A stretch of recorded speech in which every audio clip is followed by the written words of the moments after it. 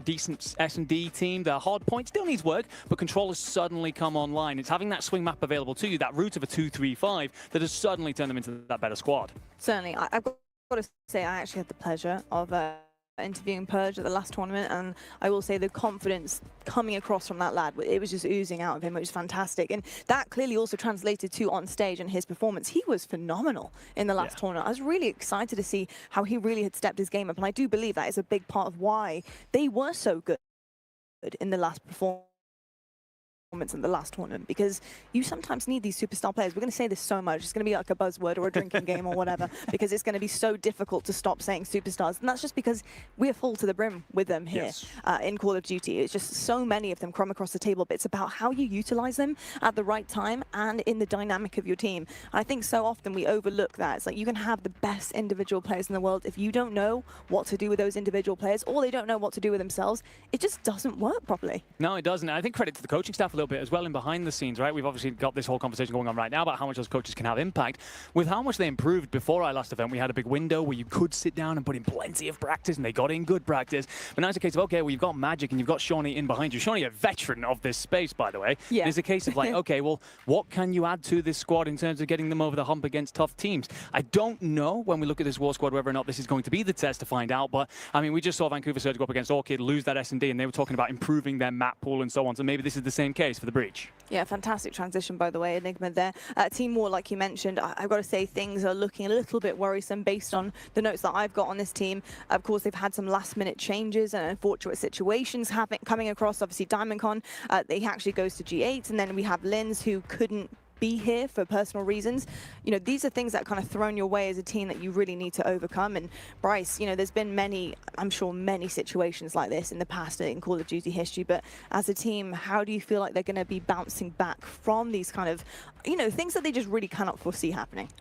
I think realistically, it's always the case with any team that kind of undergoes this roller coaster that you basically just have to remember it's all about on the day, right? Every single team knows this. We've spoken to the very best players in Call of Duty esports, and we've spoken to the worst players. Every single player knows it's not about how good you are on paper. It's about how you play Call of Duty on the day. We've seen upsets in recent memory. We've seen Titans fall, and we've seen new legends arise. The truth is it your day or not? That's all that really matters, because we don't care about the rest. Indeed, that is true. And they also do have 2 Real and Assault coming in too, who have also been very consistent. Enigma, how do you feel like that duo might actually help to alleviate some of the pressure they could be feeling because of the circumstances? They're definitely the most experienced duo on the team, so it is a case of if I'm on that stage, I'm looking to them and kind of being like, okay, can you help alleviate some of the pressure that's on this Breach squad? Can you shut down some of the strengths of the opposing team? And I think for Assault as well in 2 Real, you know, they've had spells up in the top tier. Yeah. It's a case of, okay, well, this is maybe one of your last opportunities to ever stake that claim that you should be there again. You come out here, you fall flat. They're going to recognize that pressure's on them to come out and deliver. I think there's actually another player that I'd love to talk about though here, and this is going to be Neum. He's a player that I think should be in a lot of people's kind of potential shopping lists through the summer. He's very much so burst onto the scene a lot through this season. Surprised us all, impressed us all. But it's a case of, all right, well, you're jumping into a new squad. Obviously, we've spoken about the roller coaster they've gone under. Can you deal with that pressure? If you come out and look good here, all of a sudden, that turns a lot of heads your way. Indeed. Look, breakout player, love to see it. And we've had quite a few of those who have been the difference maker on teams as of late and as of recent. So excited to see what he brings to the table. I certainly have my eye on him as well. We have the maps and modes, the series layout for you guys on the screen. We've got Volt kicking things off on hardpoint. We've got Hassi search and destroy here with also a Hassi hardpoint on map 4 and a protocol control right slap bang in the middle with a rewind potential S&D if we go the distance.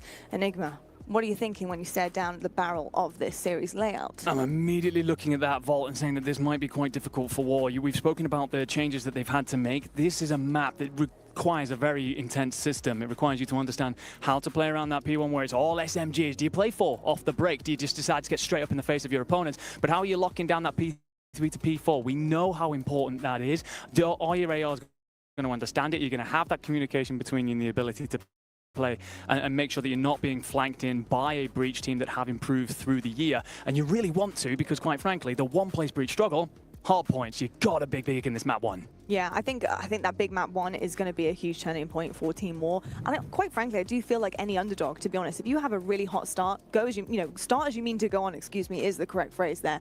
But yeah, I think that hot start is going to be imperative, not only just for the quite frank, you know, reason that they are looking at that being their best kind of chance at this, but also the fact that we want a hot start for the underdog. Brycey, when you're looking across that, is there anything coming to mind for you that you're looking forward to seeing and potentially a roll of the dice there for our underdog team? Yeah, so it's the kind of same story that we've spoken about before. There is another aspect to this match that we always talk about, right? Any team that's like a challengers team or a semi-pro team, if you will, going up against a pro team. The conversation is thus: how good are the pro teams? What's the gap between them and everybody else? And where do these teams stand? Well, Boston Breach look like they're in the upper half of the pro teams. Team War, yeah, obviously upper half of the challenger team. Is that an intermix there? Realistically, we just saw a similar thing play out on this stage. Orchid absolutely got whooped in the respawn, but their S&D was okay. Yeah. They're one of the better challenger teams as well. So the question is this. Are Team War that good of a challenger team to take on what is a pretty good pro team? I am not confident in it. That is the truth here. Team War, while they are a good team, this is another league. It is difficult to do. You know what, Bryce? The reason I love asking you some of these questions is because you always give me an honest and frank answer, but it really does deliver in storylines. Quite honestly, sometimes you just can't sugarcoat it. You need to say it as it is. And you're totally right. I think one of the big stories of this stream was how do these challenger teams stack up against the Call of Duty Titans? And by that, I mean the regular season pro teams that we have in Call of Duty.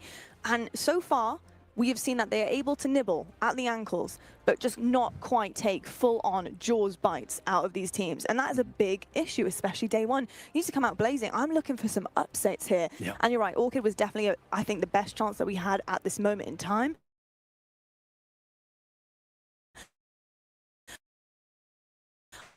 I'm not sure Team War are up to that standard of Orchid, especially when you have the likes of a player board. It just doesn't kind of make sense in terms of the balance. But hey, who knows? I've seen stranger things happen. So we'll have to wait and see. In terms of that conversation, that argument, Enigma, how do you feel about that? And in terms of the imbalance that we're seeing? Well, we're in person here, so this has got to be a case of what's the energy like? How are you feeling in the room? We talked about it before that previous series. Map 1, we're like, okay, we want Orchid to come out and get in your face and let you know. And, you know, everyone's got they did nothing of the sort. It felt very flat, and as such, they got run over. You've nothing to lose here if you're War, quite frankly. I'm with Bryce. I would not be putting any sort of hope onto this Team War squad, not at all. But that gives you the opportunity, all right, we're all or nothing then. We've nothing to lose. Throw the kitchen sink at them. Make us question a couple of things and see if Breach can withstand that bit of a falter, that bit of wobble, that bit of pressure. If so, we might get an interesting series, because War, they do come into this. They really like their S&D, so if you suddenly steal away a map 1, you go into a map 2 feeling confident. You never know, as you've said. We've seen stranger things happen, and as you said, it's very much so on the day. So yeah, it's very. I want to see these 4 gentlemen alongside their coach getting up and getting loud and letting us know. I'm kind of curious as well, while we have a little bit of time, while we're waiting for the game to start here, you know,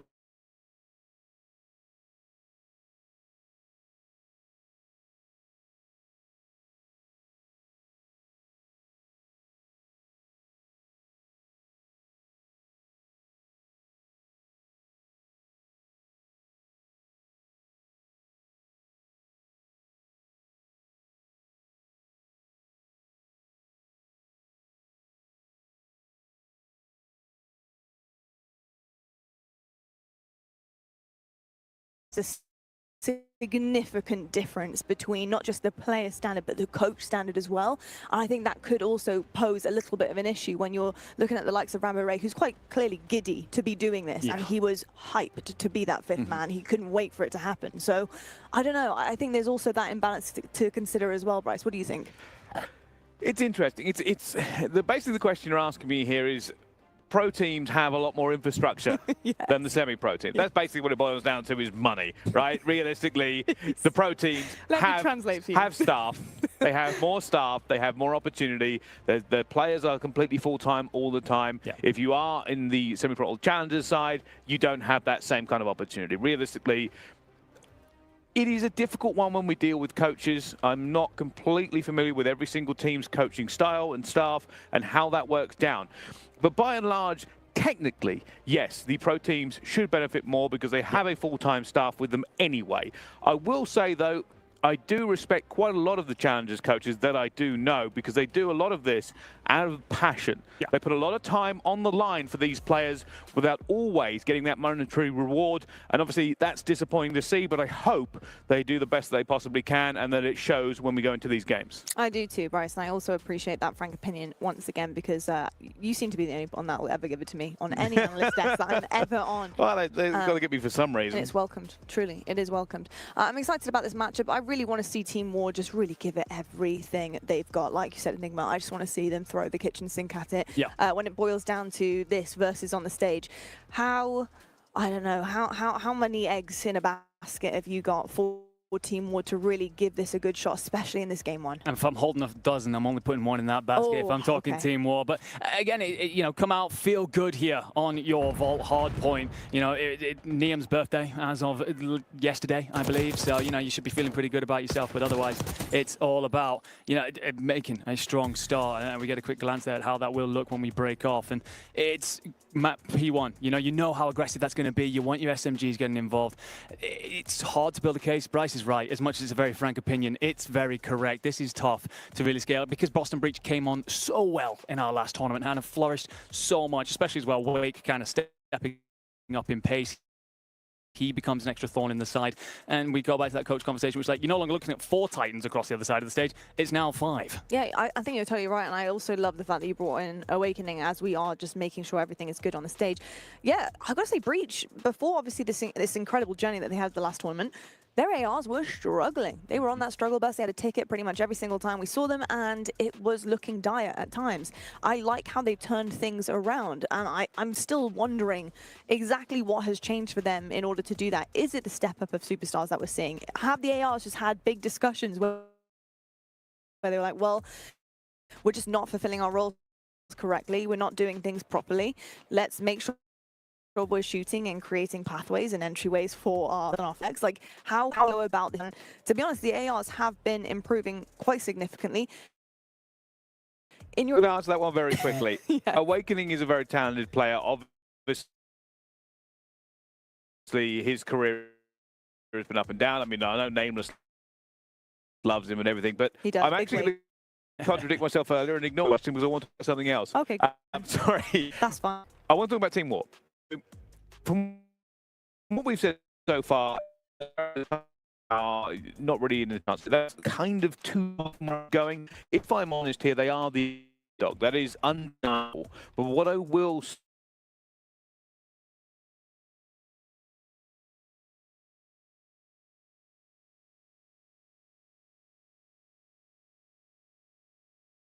qualified for this, which makes them a great team for the challenger teams.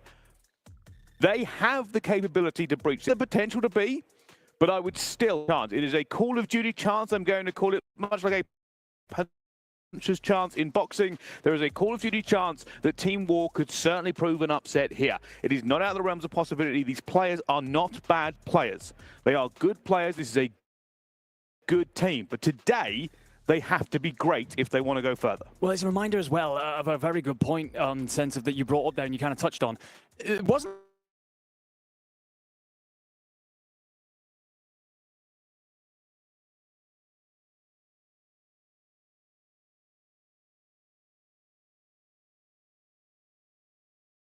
they might start thinking, okay, well, this isn't really, you know, we're not hitting that form that we had through the last tournament. So, yeah, I mean, there is an opportunity. I love that we're calling it Call of Duty chance. I think that you should trademark that one, my friend. That's a very good one. It's a Call of Duty chance. It's difficult, right? Because I want to be honest. Yes, Boston Breach are the favourites here. Yes. 100% they are. But Team War is still a good team. Yeah. And I think when we look back historically on Call of Duty's history, challenge teams have famously always had a bit of a struggle against the pro teams. Yes. That is a historical fact. It is not an opinion. They have struggled. These teams have got wins. The challenger teams, when they play against them, from pro-ams to the open formats we used to have back in the day, there have been defeats, there have been victories taken. Also, with the recent history in this game specifically, we have had major upsets from teams we consider different tiers. This is still a very much open game for both sides, but obviously it will be Team War as the underdog. Boston Breach just need to nail this one home and then look to the rest of the tournament because that's where their minds are. I just want to say, if you were feeling guilty, you could have just told us that. That's a very long-winded way of saying, oh, God, I feel really terrible about what I just said about Team War. No, I will say, Bryce, Enigma, I totally agree with you there. I think the conversation, just making sure that this is not, you know, we're against Team War, they're terrible, this is going to be awful. That is not the case whatsoever. I also do think that there is some weight in also saying that their chance may be lower, as well as because of the roster changes that have also occurred for them. We got a Boston Breach who's coming in with no changes, 0. They're very happy with where they're sat at right now. We have Team War have unfortunately had some really, really difficult deal with. Also plays into challenges and because you see a lot more rotating roster in challenges than we do in professional Call of Duty League that we have. It's just interesting to kind of see that dynamics. But what I'm also a fan of is seeing the map get started, Bryce, and we're off and underway here for Vault Hardpoint. It's Team War against the... Well, we're going to have a look at how this one all gets locked down. And Boston Breach not having the greatest break-off they could possibly have. And this is one of the things I was trying to talk about. Like I said before, what I said about Team War is they are the underdogs, but there is always a chance here, and Assault is looking to try and put the hammer down. I don't normally judge an awful lot of P1, though, so just hold on for a minute. Yeah, we won't be holding our breath, but this is indeed the start that you wanted. Neiman Assault with 3 each to kick us off here as they find plenty of purchase around P1. Is of course starting to look through for that P2. Boston Breach will be spawning in on that side, so it's all about locking it down, ensuring that you don't let any flankers through. Assault's going to be here to put up a bit of a final fight, try and clear mid, will be cut down, but there has been no clear rotation made by the Breach, so it's whether or not War can apply early pressure. Here we go. The rotation is critical for these two teams. A good start coming in through it as well, and you can already see Boston loading up in the kill feed. Got to be careful here, a bit of a split spawn. They're going to know the players are now going to be towards the back. Really needs to win that gunfight. Snoop does want it, but he's been out of the fight for maybe too long, and you can already see Team War have taken advantage. Yeah, this is what Boston were missing indeed. Just don't get themselves rotated in. You find War spotting that gap, splitting it, and well, Wake will find too, but he's answered out front, in through the back though, Boston. So an opportunity then to hold. How does that look as War applied from the front? Oh, so far so good. It's a hard hit for them as well. They should be able to catch this one as well, but Bing finds the first one and the kill's going their way, and nobody turns as Bing finds 3! Comms there, serious issue for Boston Breach. Nobody found that spawn towards the back in time. And Coach Bink comes online because that's 4 in a row, and a break at a big moment to remind Breach that you will not be sauntering through this one. There's a big rotation now on towards 3. Breach players spawn in, start to head on over, but War drawing up a line. You already have presence in Trophy from 2 Real, so can you look on over? And this mid fight is huge for making sure you've got that mid entryway. Well, now we watch, we wait. P3, never the money, but always a bit of a contest fest. Assault looking for it as well. We'll find Cammy as well. I will say at this point, Team War doing a great job of keeping this tempo in their pockets. They really have not let much get away from them. Purge here, just going to try and fill mid, turns, burns, and that's 3 in a row to ensure it's all locked down. 4th going to be on the point, so you know that they're all dead. You know where they're coming from if you are the Breach. And that's an opportunity to not just set up for now, but to consider your placings for obviously chaining into that money hill later on. Well, that's what they needed. Purge to turn up, and he certainly is hitting pace, just in terms of interaction so far this game as well. Still staying alive, still piling on the time. There's going to be his 5th here on this streak. Looking for more, dancing back and forth. Unfortunately, being in this position means he probably will go down sooner rather than later. No, backs off, because realistically, Team War have allowed him to, and Snoopy catches 2 as well. They are putting them right back away from this rotation. I love this decision from Purge. You will get that spawn in though over in L, so Breach will be, War will be able to apply close pressure, but that'll be shut down immediately. Purge awakening over the top as well, 3 dead, and this is where it suddenly feels like a little bit of a moment where Breach find their rhythm and their flow. What can War do to cut them out of it? Well, right now you've got to figure out getting through this first wave of Breach pressure. Here we go, Purge still alive on a 9 streak now as well. There's a 10th, and it really is a purging. Boston Breach flip flip this one all around as there comes number 11. They have heated up in dramatic fashion, back off the back of this one, and somehow Assault wins that gunfight. That's the least 50-50 gunfight Purge has had in that entire streak, and yet somehow he gets taken down, but that is a money hill and a half. Boston Breach now leading by over 60 points going into the next set of rotations. Yeah, absolute perfection. I mean, Purge goes on that huge spree, but it's that 3 in the middle to really open things up, chain things, and then into 3 and 4, and that will give you a healthy gap. And War now scrambling to try and find their way to find some sort of foothold here as Purge finds 2 more and is going on a tear. You called it a purging, but he's well and truly putting War to the sword. Oh, here we go once again, and maybe this is just the confidence Boston Breach really needed to accelerate. Slow start, fantastic mid-game so far. And now it will be Team War fighting from the back foot. P1 still very much up for anybody's here as both teams play for positioning. Nobody wants to get into this kill box quite yet. And Breach will actually spawn in trophy side, so they might be hit and they might not be aware if you are War, so you're going to have to turn now. You're fighting on all fronts. 2 Real's going to be weakened up, surely going to be cleaned up, and no, he actually gets coverage in from a teammate here as Assault finds Purge wrapping his backside. 15 seconds left on this for War. You were hoping to kind of push on over towards 2, and 2 Real getting 2 for light side will allow you to squeeze out and put some pressure on this backside. Now, second time Team War have done this, putting that early pressure onto that P2. They lost the time against Boston Breach, and both teams being a little bit loud here, we can hear on the stage.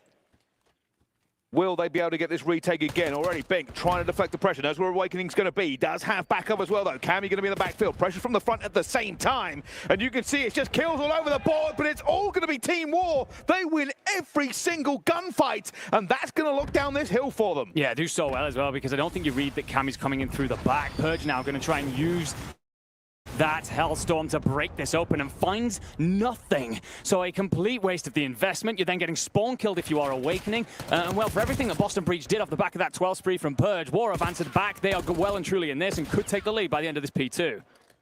Well, they are going to, because this really isn't going to be that good of a push here from Boston Breach, I don't think. They will send bodies into it, but it's not going to be contested. Bink just cutting them down as they pop up from the windows. And now we go over to P3. Team War taking back the lead, even after a devastating P4. And this is where Breach suddenly came on last time. Lock down the middle of the map, control that P3, especially late, and make sure you're set up for 4. But this is where Purge is at his most dangerous. He gets into this mid area with his Jackal and try and shut him down if you can. War will have potentially an opportunity to find him if Neum can get him through that vault route, but otherwise it's all on the front. Purge just floating, waiting for players who knows going to push him as well. Still winning these gunfights, taking away an alleyway that they could push from. Purge waiting to see if anybody gets through. He just watches over Cammy, and now he'll go back to mid again. The spawns have flipped a little bit. Keep an eye on 2 Real. He'll hold this. 25 seconds to go, and Team War will look now for P4. Yeah, potentially over-aggressive from Boston Breach there as they squeeze forward on P3. That gives War nowhere to go except for into Art Spawn, and as such gives them an opportunity. So it's handed over. We've seen you fight your way back into this game. What does it look like when you go for P4? You can break last time. A hold typically considerably easier if you get your ARs in place. And Assault being one of them, I like the decision. Back up, play your life, let your boys cover over from the balconies. And this is a very important break. This first one onto P4. Assault, though, already catches one. Neum catches Awakening as well. Outnumbered, outgunned, and outfunned. Oh, my goodness. This is flipping again. P3's been good for Boston. P4 was fantastic for them last time. But now they find themselves outside in the cold as Assault catches 2 more on the timing. Boston Breach are looking fragmented. And it does feel like that little bit of split push is coming through. That little bit of a slap in the face has come through. Breach being reminded about how good War are. Reminder, Bink is their coach coming in for this. A minute in the hill and an SMG in hand, looking good with it. You are going to get close if you Breach, but you're just not finding any sort of actual breakthrough. If it was a great money hold last time from the Breach, War have answered back with their own. Final 15 seconds, and you've already started to get that push out from Neum to relieve your pressure to get towards P1. Well, they're trying to get into this, and not even scrap time available for them. And already Neum is out. Will his pinch be perfect? That's what they're waiting for. He wants to know when these engagements happen. Can I strike now? Can I catch them on the flank? Already going down. He will strike. He's into the backfield. Neum should be able to find a couple here. Finds one at least, and Bink will find 2. And he finds the second. That's exactly what they were waiting for. Team War, underdogs no longer. They are leading as we approach this 200-point mark.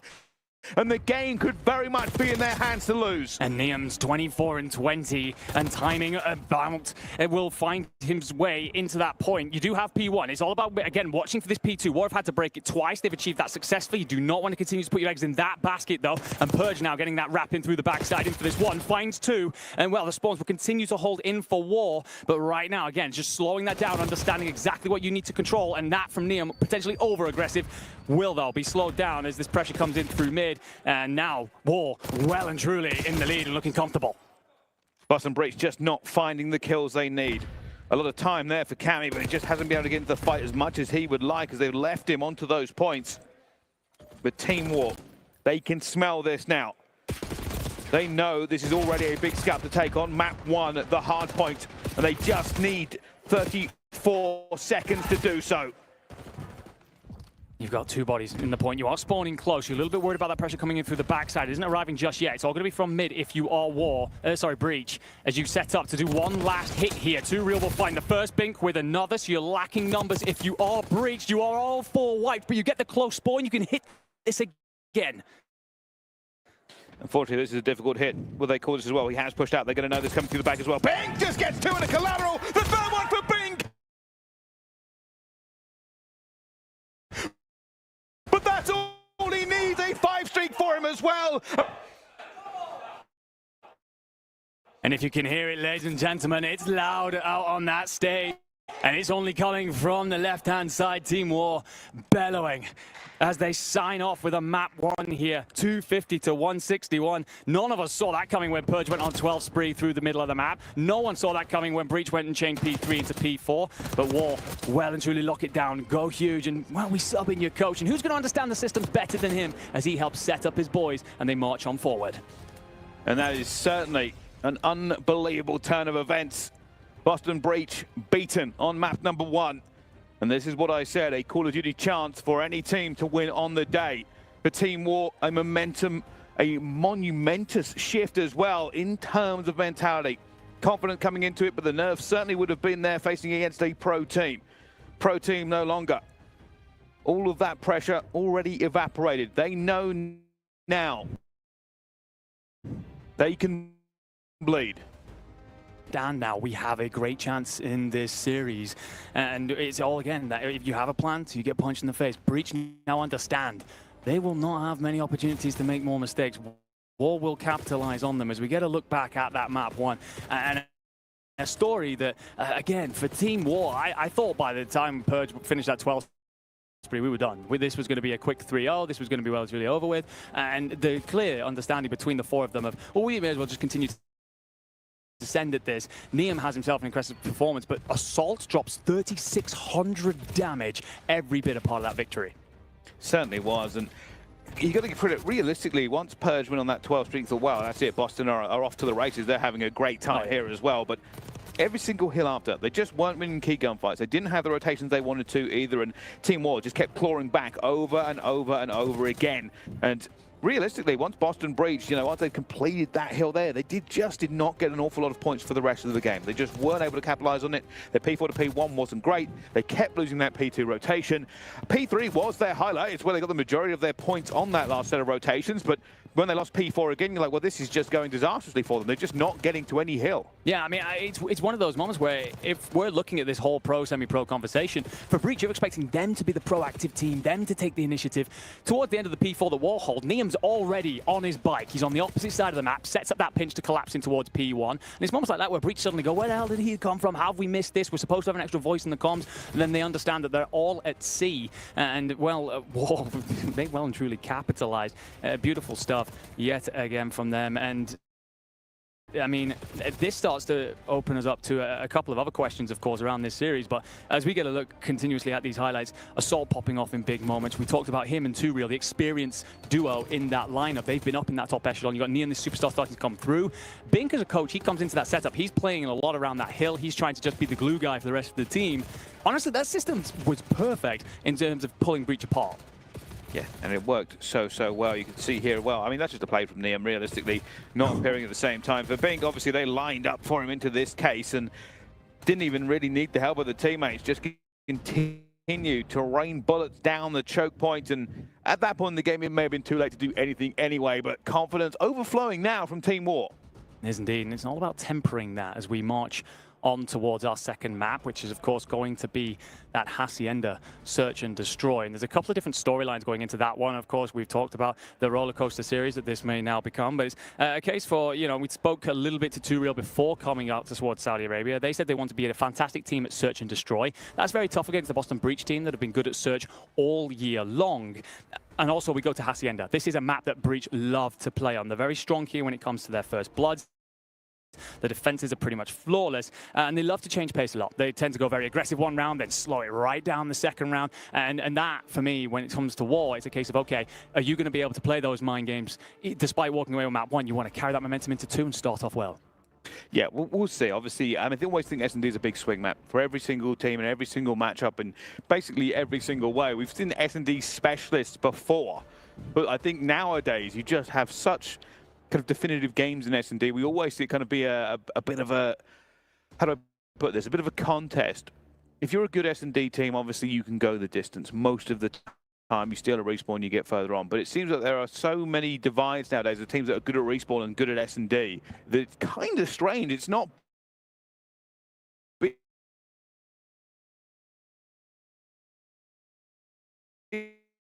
in as defined back in the past as it is now. Obviously, if you're Boston, you want this S&D. Team War, they know if they can go. It is. And pressure starts to mount. The celebrations, they've calmed. They've quietened. Suddenly there is a hushed air actually on, and Breach very much so recognize that that is on. We take a quick look at the gents here. We've spoken about the way the system works.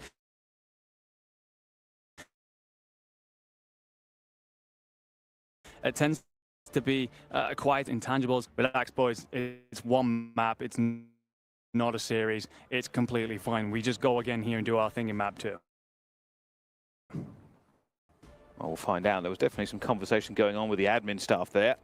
I did think since some fist bumps came out and the players were looking to get ready for it, but I'm just curious to see. Well, there you go. There's another fist bump. That does look like we are about to get ready for this S&D. Everybody lock in, lean forward, and work out what your first break's going to be.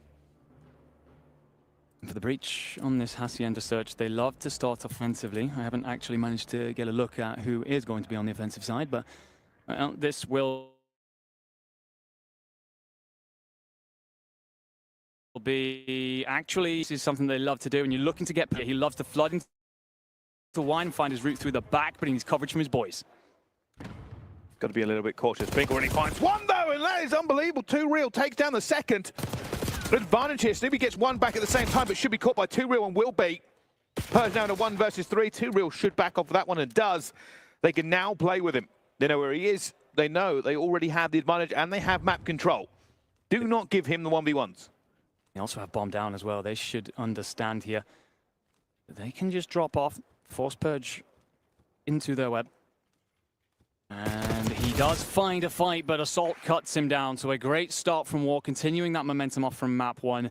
And you see a play there, potentially a bit of homework coming through actually from Team War. They understand what Breach wanted to do. The 3 players over the top are going to try and cover over Purge, allow him to slip the net a little bit, and they never get close.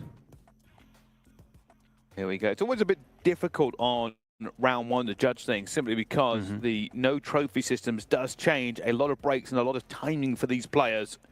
This one will go back into the playbook and they'll say, right, round 2, different routes, different opportunities. And they have that little bit of a buffer with the trophy systems that go down, but it will be Team War on the attack this time and hoping to get that second round already sorted. He's going to try and watch for this bit of mid-map control. But his boys are well and truly off towards the races here at B. Typically for Breach, very good at set-nading it, ensuring that they get that early intel. Doesn't come through. Awakening's going to step over from Boathouse and doesn't find the kill. So bomb goes down. Watch those boys start to collapse now. Actually, Niam's going to stay out. So keep an eye on his route as he may collapsing through the back to counter-pinch this. They're looking for it as well. A lot of pressure coming on Assault. It's going to be under trouble and looking for that first kill. There's so many bodies here. Everybody pile in and Assault gets away with it. Cammy left in a 1 versus 2. Can he find the kills in time? No, he cannot. That is traded. That is done. Team War take the second round, the S&D. I Absolutely love the play there from Niam as well. The fact that he's willing to arrive late to that party. So often that person out on the outside towards well side will drop back through their own spawn. They then become just a part of the four bodies trying to hold down the site. But he understands that his boys are going to be trading that situation out. If he arrives correctly in through the middle, kind of a callback to the map one where we see him wait for that pinch, wait for that opportunity to collapse. He does exactly that as part of that final kill. So great work here out of War. Very much so seizing initiative in these early rounds. Here we go then. Boston Breach on the attack against a jubilant Team War side. This is a heavy push as well. They're looking forward towards A. Nobody's found anybody either, but they are stacking this side of the map. Snoopy in an advanced position, but Cammy already getting picked off first blood. And now they're wondering, where do we go? What do we have? Well, very little is going to be the answer, and not even the bomb as it falls in the hallway. A 1v3, Purge again last alive here. Potentially a little bit separated in these opening rounds on the offenses. And well, he's going to get spotted crossing the courtyard. Some beautiful return shots, but will be cleaned up by Bink. So War 3 in a row here. And well, Breach looks stunned, understandably so. I think that you're expecting, you know, you've been drawn against this team. They've had all these last-second roster changes. This should be a walk in the park. Anything but as they stare down the barrel of 3 rounds lost in a row and a map 1 loss. And for Boston Breach, this is looking worse and worse by the second. They will now be getting frustrated. They will be upset. They got quite handily beaten on that hard point. They've come into the S&D and have yet to draw a round.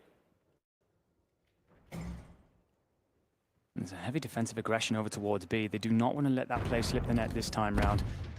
But War, it's more of a flood to A anyway. There was some mid-map presence, and when you saw nothing, you recognize the play coming through, but Purge is very aggressive on it and finds the first 2. Finally a bake for Boston Breach. They managed to get it, but it goes back down to a 2 versus 2 already. Oh. Awakening will find them, bringing on the board they needed. And it came off the back of Purge finding 2 onto the bomb. It was not secure enough for Team War. No, perhaps over angsty to get that down. Maybe seeing that little bit of nerve come through, that little bit of inexperience. Not understanding how quickly Breach could cross the map. Needed that player potentially up high, just walking over the middle of the court. You don't really have intel there, and once Purge get into that Archer's area, he has himself a field day. So War, then you finally get answered back. You are going to be on the defense here. It was solid last time out, but Breach, they're changing it up. They're flooding A. It's aggressive. Already those trophies down, doing the work they need to. Awakening, second trophy down for them. A huge commit here for it as well. But Awakening might get bad timing. He does. 2 Real takes advantage at the same time. And somehow Snoopy gets him and they don't get the trade back. Down to a 3 versus 3, but Boston are pinned. They don't know where to go. Snoopy finds another one that might get something out of them, and Cammy gets one more.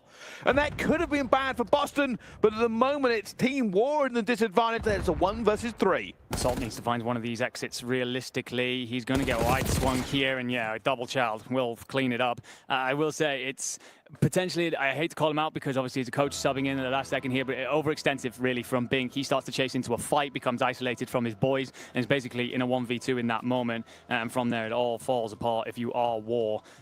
But still, it wasn't a round 4 Breach where you felt entirely comfortable. You see those 2 trophies go. Wow, it's bad timing for Wake because he loses that blood. But you end up in a situation where it is an extensive play. They didn't really have progress towards the side that they wanted to on that aggressive playbook. Well, out for them. Could have gone bad, but all things that end well are all good by me. So we'll see whether or not that continues for Boston. They haven't committed here. This is the same play they made last time. So basically, Team War are trying to draw them out towards A, get in towards A, sneak into B, get the plant down, play post-plant. And they're going to do the exact same thing again. Awakening is here earlier than he was last time. Niam, I don't know if he saw both at the same time, but he will. Oh, Snoopy, that is a wonderful kill from him.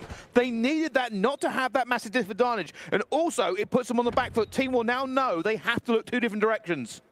And you're actually going to get the Snoopy drop in through the mid here as well. So as Bink finds one, do you read him coming through? The answer is no. And well, Breach have come out swinging. Went 3 down. We talked about how they were getting more and more frustrated. But they've started to put those pieces together here. 3 rounds in a row. And well, how the vibe shifts in the arena. It's a lot more active on that side in green. War suddenly having to figure out whether or not they've got depth to these plays. They've tried that play, as you said, to pull them on over towards A, then get that bomb down towards B. First time, not a problem. This second go, well, they were well and truly countered. Double flank almost went disastrous. I cannot emphasize enough how big that kill was from Snoopy. It was a turn and burn, had a little bit of warning as his teammate went down, but if he didn't make it, it was a 2 versus 4 all from the front. It just would not have worked. The one kill completely changed the tempo of that round, and Boston have swung back into this S&D in dramatic fashion. Sending 3 off towards this B bomb site. They will be met by 2 though, and I think that stun catches one of them, so it slows the push. And well, I like this play. They don't overinvest. They're not trying to force it. They understand that War have that ground. Let's try and re-hit this for middle, find ourselves a bit of purchase.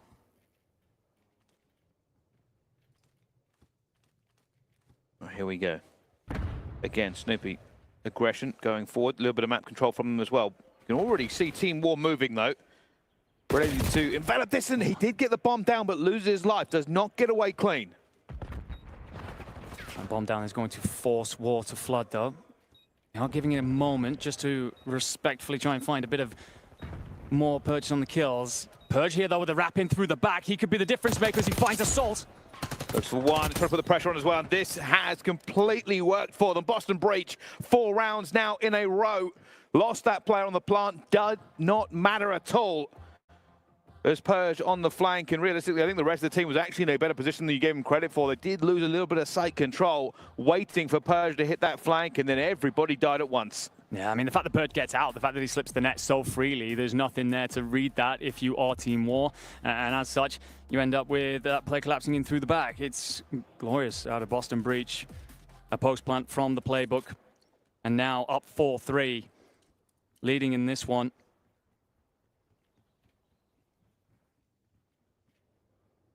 And Team War are wondering what on earth has happened. Really good. This is a massive jam.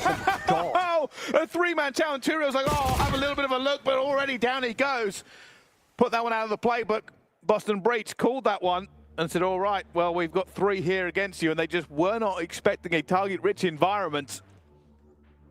And what a turn of fortune. Boston Breach firing on all cylinders now as they go 5 rounds back-to-back. Well, Boston Breach have done such a good job these last couple of rounds of just shutting down those bomb sites. And I think they read, actually, what War are going to try and do here is punch us through the middle and split us. And so they call it, they counter it, and it works out well and truly in their favor. Target rich is definitely the way to describe that. It's 2 real rounds that corner, no chance given. And Boston Breach now on that point. They're leaving Cammy as what I like to call the hook. One player over here just watching your flank. The rest of them straight onto B. Cammy already backing up. Put that trophy out towards A as well to kind of bait them to think there's a player there for a little bit of time. But Cammy waiting on the flank, hasn't caught anyone quite yet. We'll have to get into this fight in a few seconds once this first push comes through. Could be all on him here. He might get in through the back of Purge. Big fight, does find the kill, but your teammates, I mean, they're hitting this at totally different times. And well, it will all fall apart 2v3 with 20 seconds on the clock realistically. Cammy's already moved up to give him a bit of mid-control. The RCXD is going to come out from Assault here. He needs to find one. He does. He gets Snoopy as well. The rest of them moving into this one, and Assault finds his seconds. Cammy now in a 1 versus 1 against Neum. He's dipping, he's dodging, he's diving, but Neum managed to find it as well. Cammy swings a little bit too wide on the shoulder, and Team War stay alive. Assault made an amazing play. RCXD, and then he went for the chow. He found his second, and somehow the unwinnable has slipped towards them. Also understanding, if you're Neum at the start there, recognizing Purge loves those boat routes. He loves to swim out and get himself inside boathouse. And Neum doesn't go through that traditional route up through the steps. He instead plays far out and finds that first blood, allows him to continue to hit through that route uncontested. Doesn't give Purge the opportunity to stab them in the back. And as such, just helps them with that fight. But you're right, goes to Assault. All flowers handed over. He makes that big play, gives you an opportunity as you finally stem the bleeding. But it's got to be fully cauterized, otherwise Breach. We'll close this out here. Well, here we go. Still game on. Here comes a push. Team War. At the moment, distribution means they're heading towards A. Moves up there. Cammy's been seen. Bink knows he's going to be there as well. Already trophies working overtime to try and keep players alive, and that is a bit of a bad name. Fortunately, it's not a Semtex, it's a name, so it bounces. You find that blood if you're Assault on Purge. That was catching Purge trying to hit a wrap in through P2, in through the backside here, get that flank going as he so often likes to do. You still have opportunity to draw that defensive line if you are breached, but you're going to be spread. And a lack of intel as well as War decide what we're going to do, put that numbers advantage to use, roll up together and hit A.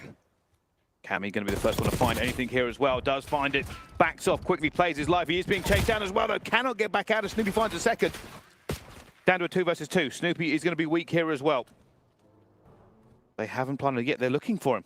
They're going for the kills. They're going to find him as well. Too Real has found both of them. He might be able to get them at the same time. It's going to be a huge flank. It's Too Real. Finds one, not the second. Snoopy now to 1 versus 1. Looking for Assault. Assault just getting out of there. That bomb is not in a position yet.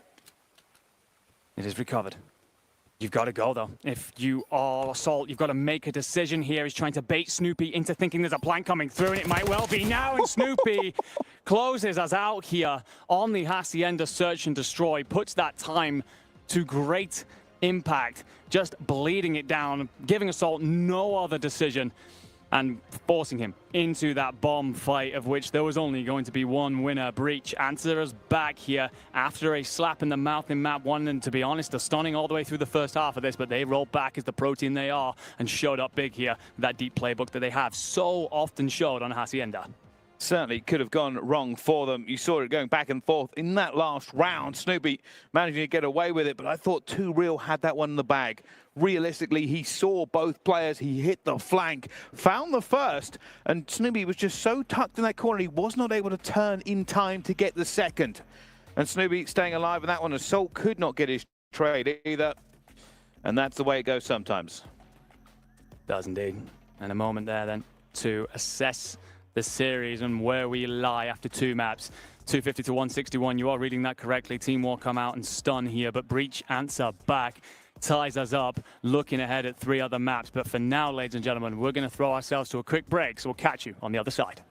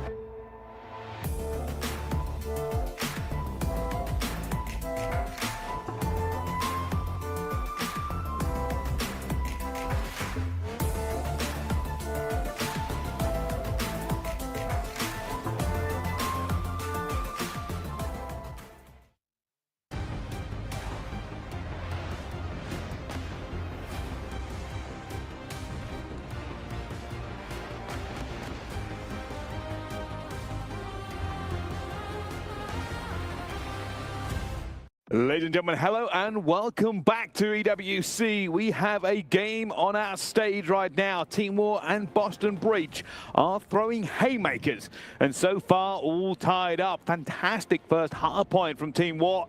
Boston Breach, though, looked like they could take a bit of a beating in the S&D, but fired back with 5 rounds back-to-back and have got this series all tied up. Yeah, and it was very important for Breach to do so because S&D has been their bread and butter basically all season. It's the one where they've really hung in. We now move over to a Control after this, and this is where they've suddenly come online recently. They'd really struggled through a lot of the year, kind of factoring in with that respawn element of not being good at hardpoint either. And while hardpoint, we are still seeing issues as showcased in this very series. A Control just seems to be somewhere where they've really profited from the dynamic situation when it comes to the points of ingress. So for Boston here, it's a case of continuing that, but I think here, you know, we're tied up 1 apiece. War plenty in this. They have looked great, especially in the back half of that hardpoint. Well, let's see if they continue into this next respawn. That'll be the question. Still, Smiles, still happy on that side of the stage. Really wanted that S&D run they had in the first bit to continue. 3 rounds back-to-back. Unfortunately, after that, Boston adapted and fired back like the caliber of team they really are. And for me, this leaves this entire thing wide open. For Boston, they will not want to lose another respawn. They will not. And I do wonder as well, looking at this series and the map pool that we ended up with, this is Protocol. Boston banned this more often than not. So I wonder if this was supposed to be a testing of the map pool. Could we figure out a couple of strategies coming into this tournament? I think they would have expected to be in a 2-0 position right now, making that decision, but they've ended up instead tied up at 1 apiece. So I wonder how much of that decision they regret. We will find out, of course, by the end of this, or whether or not the test that you get will help you perform better through the rest of the tournament. Again, these 4 have been together for so long, grown so much recently. They certainly have it within them, the capacity to learn as they go. And they certainly want to figure that out, though, with a victory here in map 3. Well, here we go. Let's see the break. Let's see how these teams are going so far. And Snoopy already pre-firing, almost catches a player there from War. But everybody is still looking for these first couple of kills. Purge will find Assault. Snoopy checking the coast is clear. Might challenge player here as well, but just a bit of positioning. Pink! Oh my goodness, almost got away from him there in the end, but not quite. Yeah, just about survives that one. Didn't look too pretty up here on the casting booth. And well, the first tick, I don't think it actually fully came through. I think you got a half step on here to clear this up, and you bait a couple of players in. And you start to find plenty of purchase in those kills. Players coming back off the respawn if you are War. You do find a little bit of something, but you're looking a lot at 2Real here to kind of stop this Boston Breach wave that's hemming you in. Well, here we go at the moment. Just trying to get onto the point here. Bing is going to hit the flank. I'm unsure if they know where he's going to be. There should be an easy couple of kills for him. Finds the first. Looking for a next one on the rotation. Isn't going to get it. Purge shuts him down before he can do any more. Purge again in that kill feed. But it's just going to be enough. 2Real takes down Cammy and tries to push his advantage. At the moment, War are holding. They are indeed. Boston, I wonder how much they regret not clearing that B capture. They stepped off before that segment fully came through. Assault tries to check over the helicopter and will be back down. Just about stays alive for a moment, but Purge continuing to be a thorn in the side here. 7-2 start. Just needs a little bit of support in from the teammates, but 2Real, he'll match him in the middle. Cammy will trade it back out. You're not far away if you are Breach. You've only 20 seconds to really take another swing at this. Well, they need to make these kills first. That's the most important part. Make the kills, get out, get map control, and then commit. Unfortunately, that time is ticking away. They don't have the kills or the positioning. They will jump onto the point, though, and 2 from Cammy. It might be enough. Quiet series from him so far. Has this been enough to turn the tide? Second tick comes through. Cammy with one and Awakening with another. So it's likely about that transition over towards B. The defensive line won't be here for War. And you hear Cammy break in through glass, but he might be able to slip away. Huge fight with 2Real here that could give you plenty of advantages in terms of positioning. And those kills will now let you onto B and Breach with an opportunity to squeeze War. Can't find Cammy. They've got to be watch their back, though. They know he could be in there. Obviously, we can see on the minimap he is not, but so far fighting from the front. Neon, that's a huge 2 to get as Snoopy falls as well. Team War will stabilize on that push. They've done enough.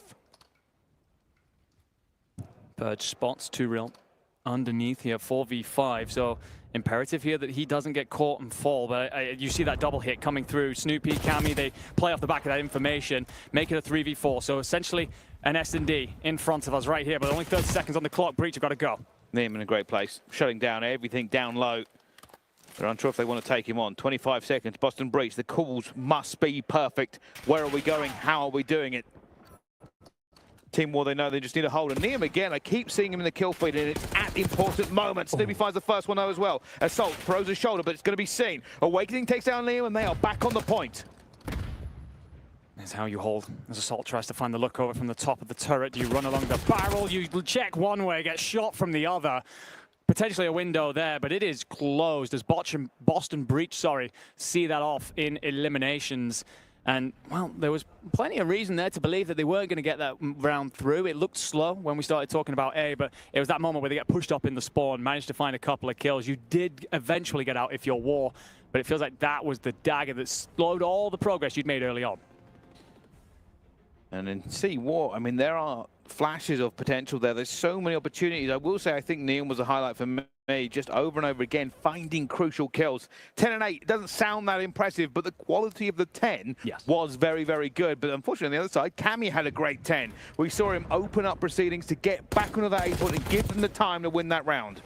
And that war wages on as Cammy finds Neum in the first, the headshot at range. And Snoopy then finds Bink. Snoopy finds 2Real, and all of a sudden, you've only got Assault stopping yourself being trapped in here to that spawn trap we've seen so many times through the year, the one that bleeds you so heavily as Snoopy continues to just find his roots here through the arches. Now looking over towards Heli as well, will be eventually cut down, but not before Purge can then arrive. Awakening. Finds one kill, Purge. Looking for it on it as well, but that actually opens up the map completely. Boston Breach now floundering in the backfield. Cammy will find one, but unfortunately he is massively outnumbered. Oh my goodness, Assault gives him a brow to shoot and he rips it asunder. Holding, eyeing it up here if you are Breach. Just trying to figure out where War are making this play from. There's going to be kills down low, actually, and this is something that Breach didn't do much of last time round. So War trying to get creative, and they need to. With 30 seconds on the clock, 3 lives down, they must find a break. 2Real will find the first onto Purge, so is this the moment where the flood comes through? But it looks like the attention started to turn towards B. Huge fight over there as 2Real finds Snoopy, and that could start to send a couple players scrambling. And Breach, they have to make sure they close this up here. This could get very messy. Awakening tries to overextend to put a bit of pressure on towards the back here. Is going to work. A bit of a headbutt going through as well. Purge still waiting to try to get into position here, but 2Real kills Neum, and that could be bad because that is a horrible trade from them as well. Bink is going to try and find Purge. He loses that gunfight at the same time, and what could have been wonderful for Team War turns into a rout, and they are now coming out of spawn with 11 seconds to go. Dreams almost in tatters. And 2Real's just going to put his head down and go at this point. I don't think there's enough time left on the clock. 3 seconds, you'll get into top grandmas. You will find one. Do you dive? Do you touch? No, is the answer. A half second later, and you make it maybe, but it felt like delaying the inevitable. Boston Breach, 2 rounds up here. I think if you're Team War, you're surprised at this because you had the opportunity to close out that first round. It was in your hands, your destiny. You could have controlled it. And instead, the fact that Boston hold firm on the defense, that doesn't surprise us, but that offensive round has got to be a stinger right now. And I felt like we saw it towards the end. You saw them start to make those plays under the map. You start to get into the bottom side and become a bit more creative if you are War. But it's too little, too late realistically. And, well, by then, Breach were able to just mop up what they've done so well of through the start of that round. Well, for Boston, 1 round to lock down this next respawn.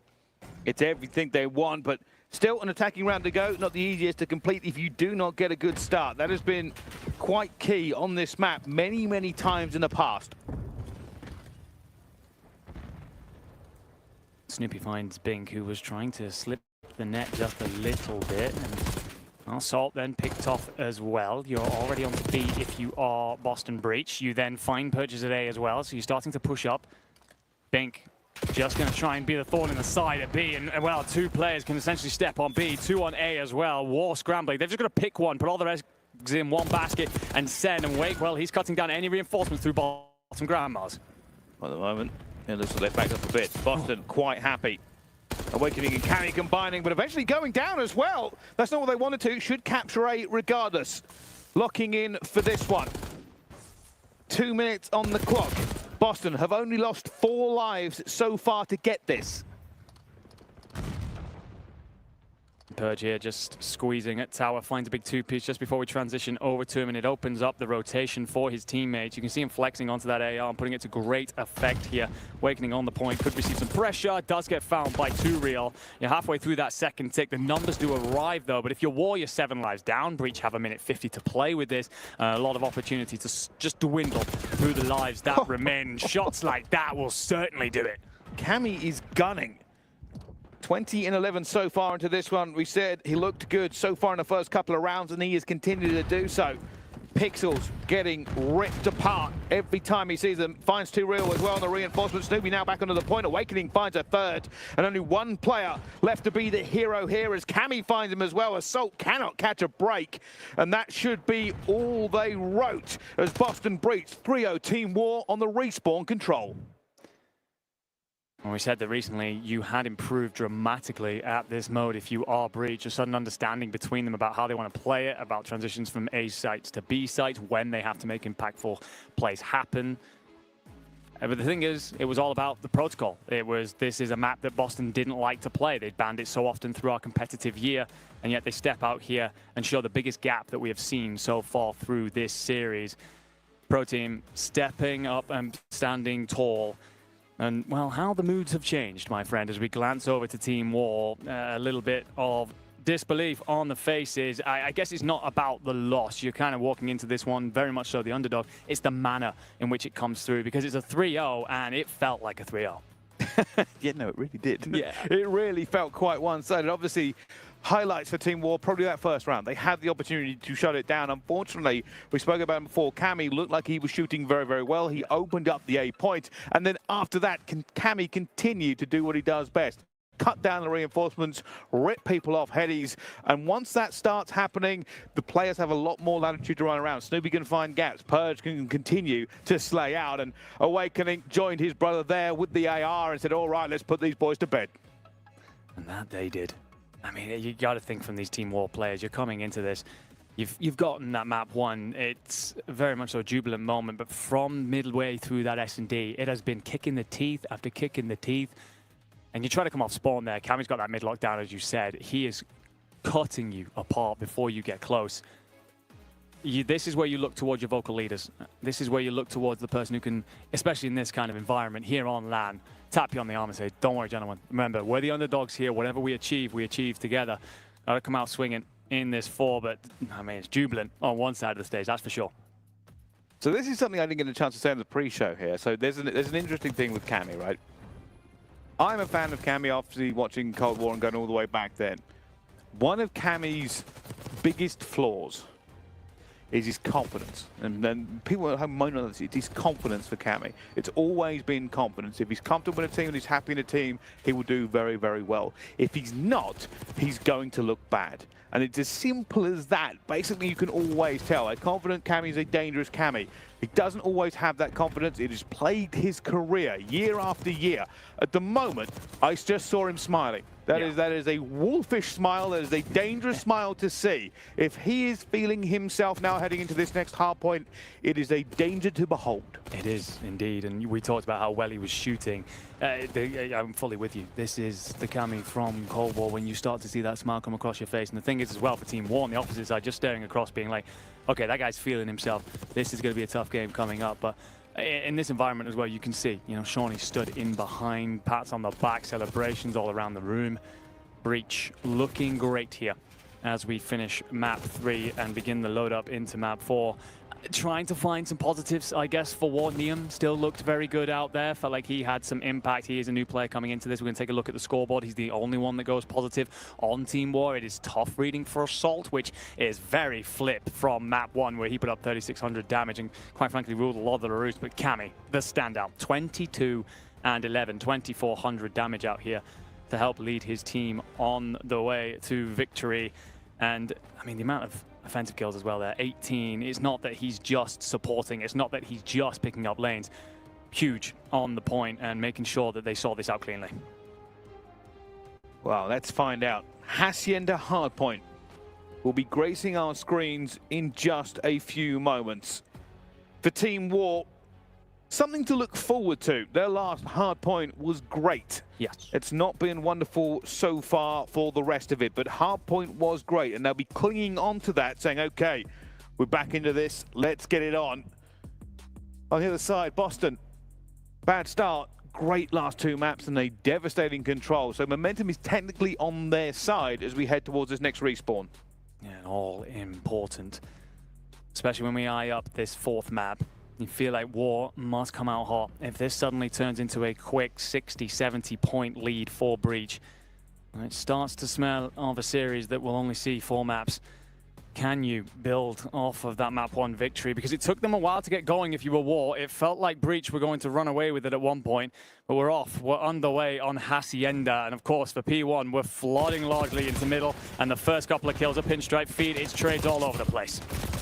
I see everybody into the, what essentially is a kill box, if you want to give it the technical term. It is windows all round. Dangerous place to be. Boston Breach, though, looking to stack points as quickly as they can. Never expect too much from P1, if I'm honest, but they're doing a very good job of it. Yeah, they're just Purge controlling that top hallway, ensuring that the boys on the point aren't really troubled, to be honest. And as Awakening finds Niam as well, Purge is on his bike. He's in through the back of P2 here. You don't read this if you're too real. You're so aggressive if you're Purge, and a flex in the truest sense. And Aim's in one pocket, a Jackal in the other, and Assault's going to be back down as the rest of his boys arrive in through the front of P2. And that is as clean a rotation as you can hope for. Well, let's see. Boston looking to make this money. And at the moment, first kill's going down.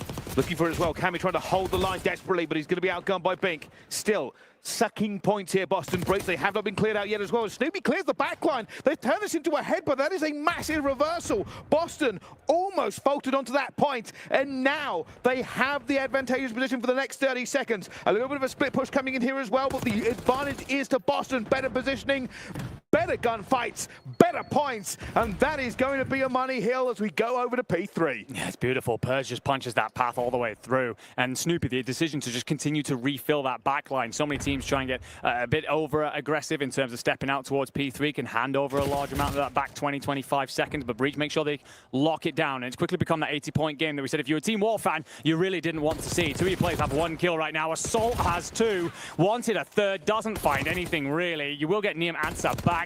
Could find something here onto Carry to make it a 2-piece, but I mean, you're swarmed, you're isolated, you're alone, and you are cut down. You do at least find kills over towards the new hill, but for how long did you start to see Boston swarm? Trying to get back into it as well, but this is a great break by Team War, trying to put the pressure on. Unfortunately, Boston have a Snoopy, and this is turning into a massacre. This could very well hinge on these next couple of gunfights, because Boston will be looking to put them to the sword, and there's 100 points to 9 already. And for Team War, they're wondering where this has gone so wrong so fast. I mean, in moments like this right now, you're arriving in ones, there's no creative hit, there's nothing to try and play potentially through middle or patio or try and pinch this situation. You're going to start this rotation over towards 3, you're going to be hotly contested for it. I feel like a lot of this is going to come from Assault because Cammy finds Niam, the doorway is there, but Assault takes enough damage that he's backed on off. And there it is, 10-3 for Cammy. I told you it was a dangerous smile, like you've got to believe me, I've seen this guy play for many, many years. And at the moment, Team War are hoping that the momentum will shift at some point. Boston continue kicking them in the teeth, hill after hill. It's going to be a front hit. If you are War, Niam's going to try and also then provide support through the middle. The trades do go War's way, and 2Real with a big 2-piece. So an opportunity to try and find 30 seconds then. You do get Boston looking at that play in through Lambo and in through mid. That is going to be a big moment here for Niam to try and support here and ensure that the reinforcements from Boston aren't getting there. But Cammy finds 2. Purge gets a beauty of a turn and burn. And just like that, Boston break it straight back open.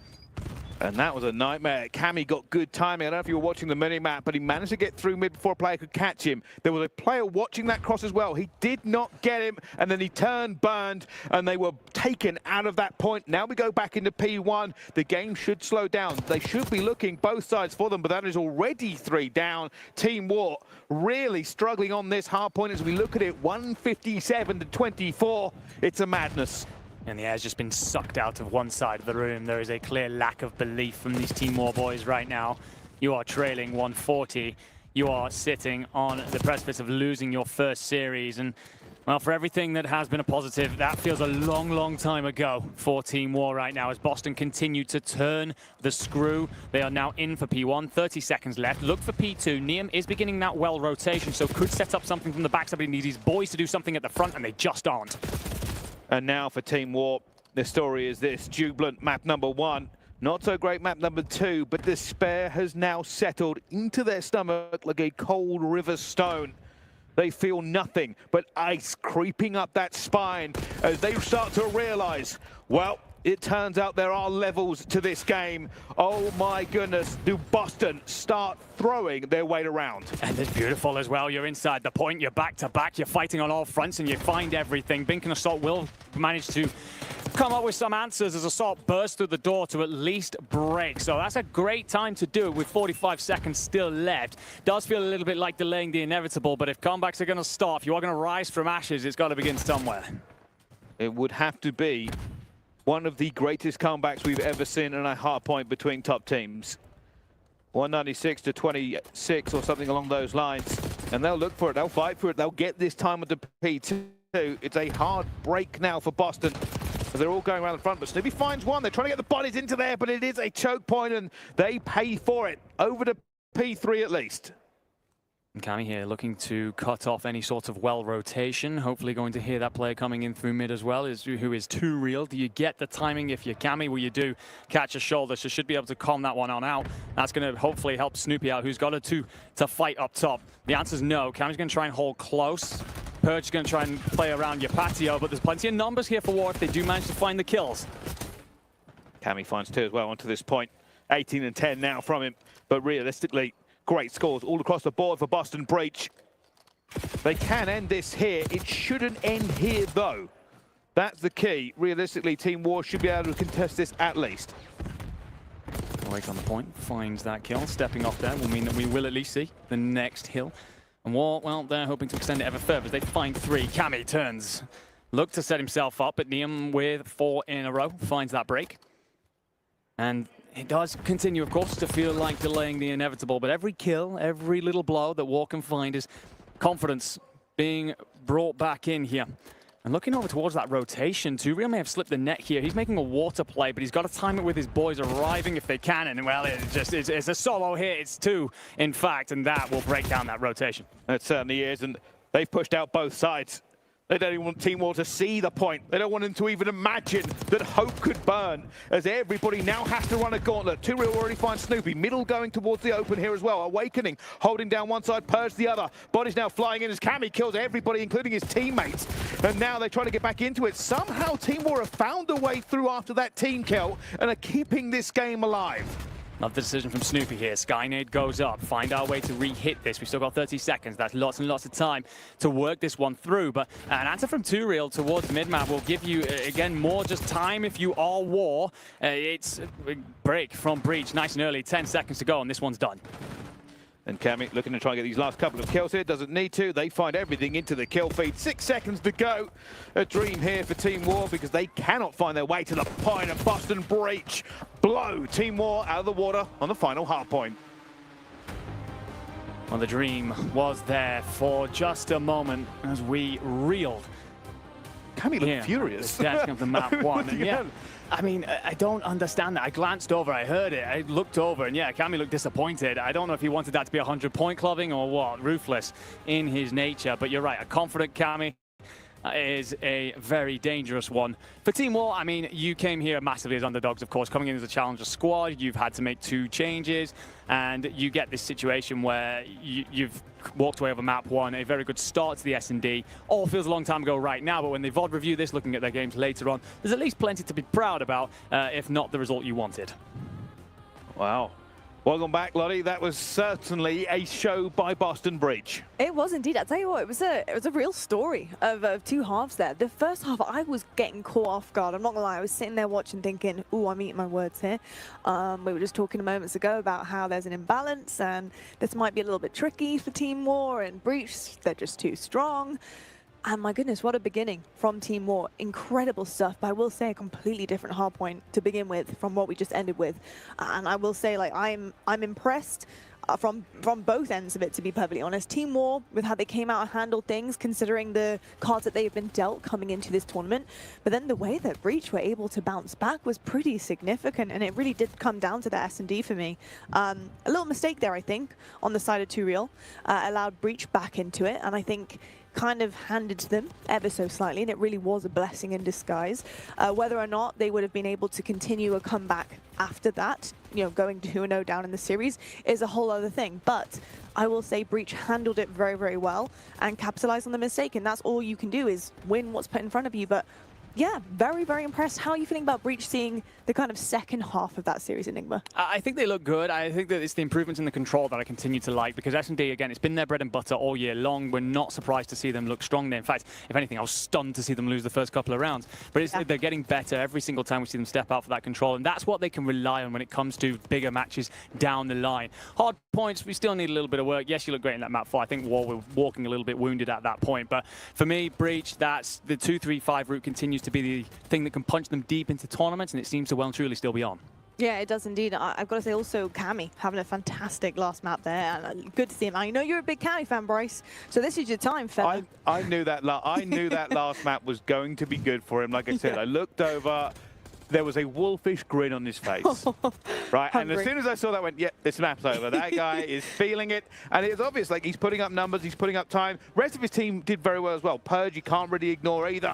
A combination for them, but the most dramatic thing, actually, if you want to talk about Cammy, the most dramatic thing was wolfish grin in between map 3 and 4. End of map 4, Yeah. furious. Yeah. I really want to know what happened, because Cammy looked incredibly angry at the end. And I don't know whether it was like, yeah, we've got this, or what's going on, but just seemed incredibly angry. I don't know, because he didn't get as much kills as he wanted to, or something. The game ended too soon for him. But yeah, most damage, best KD.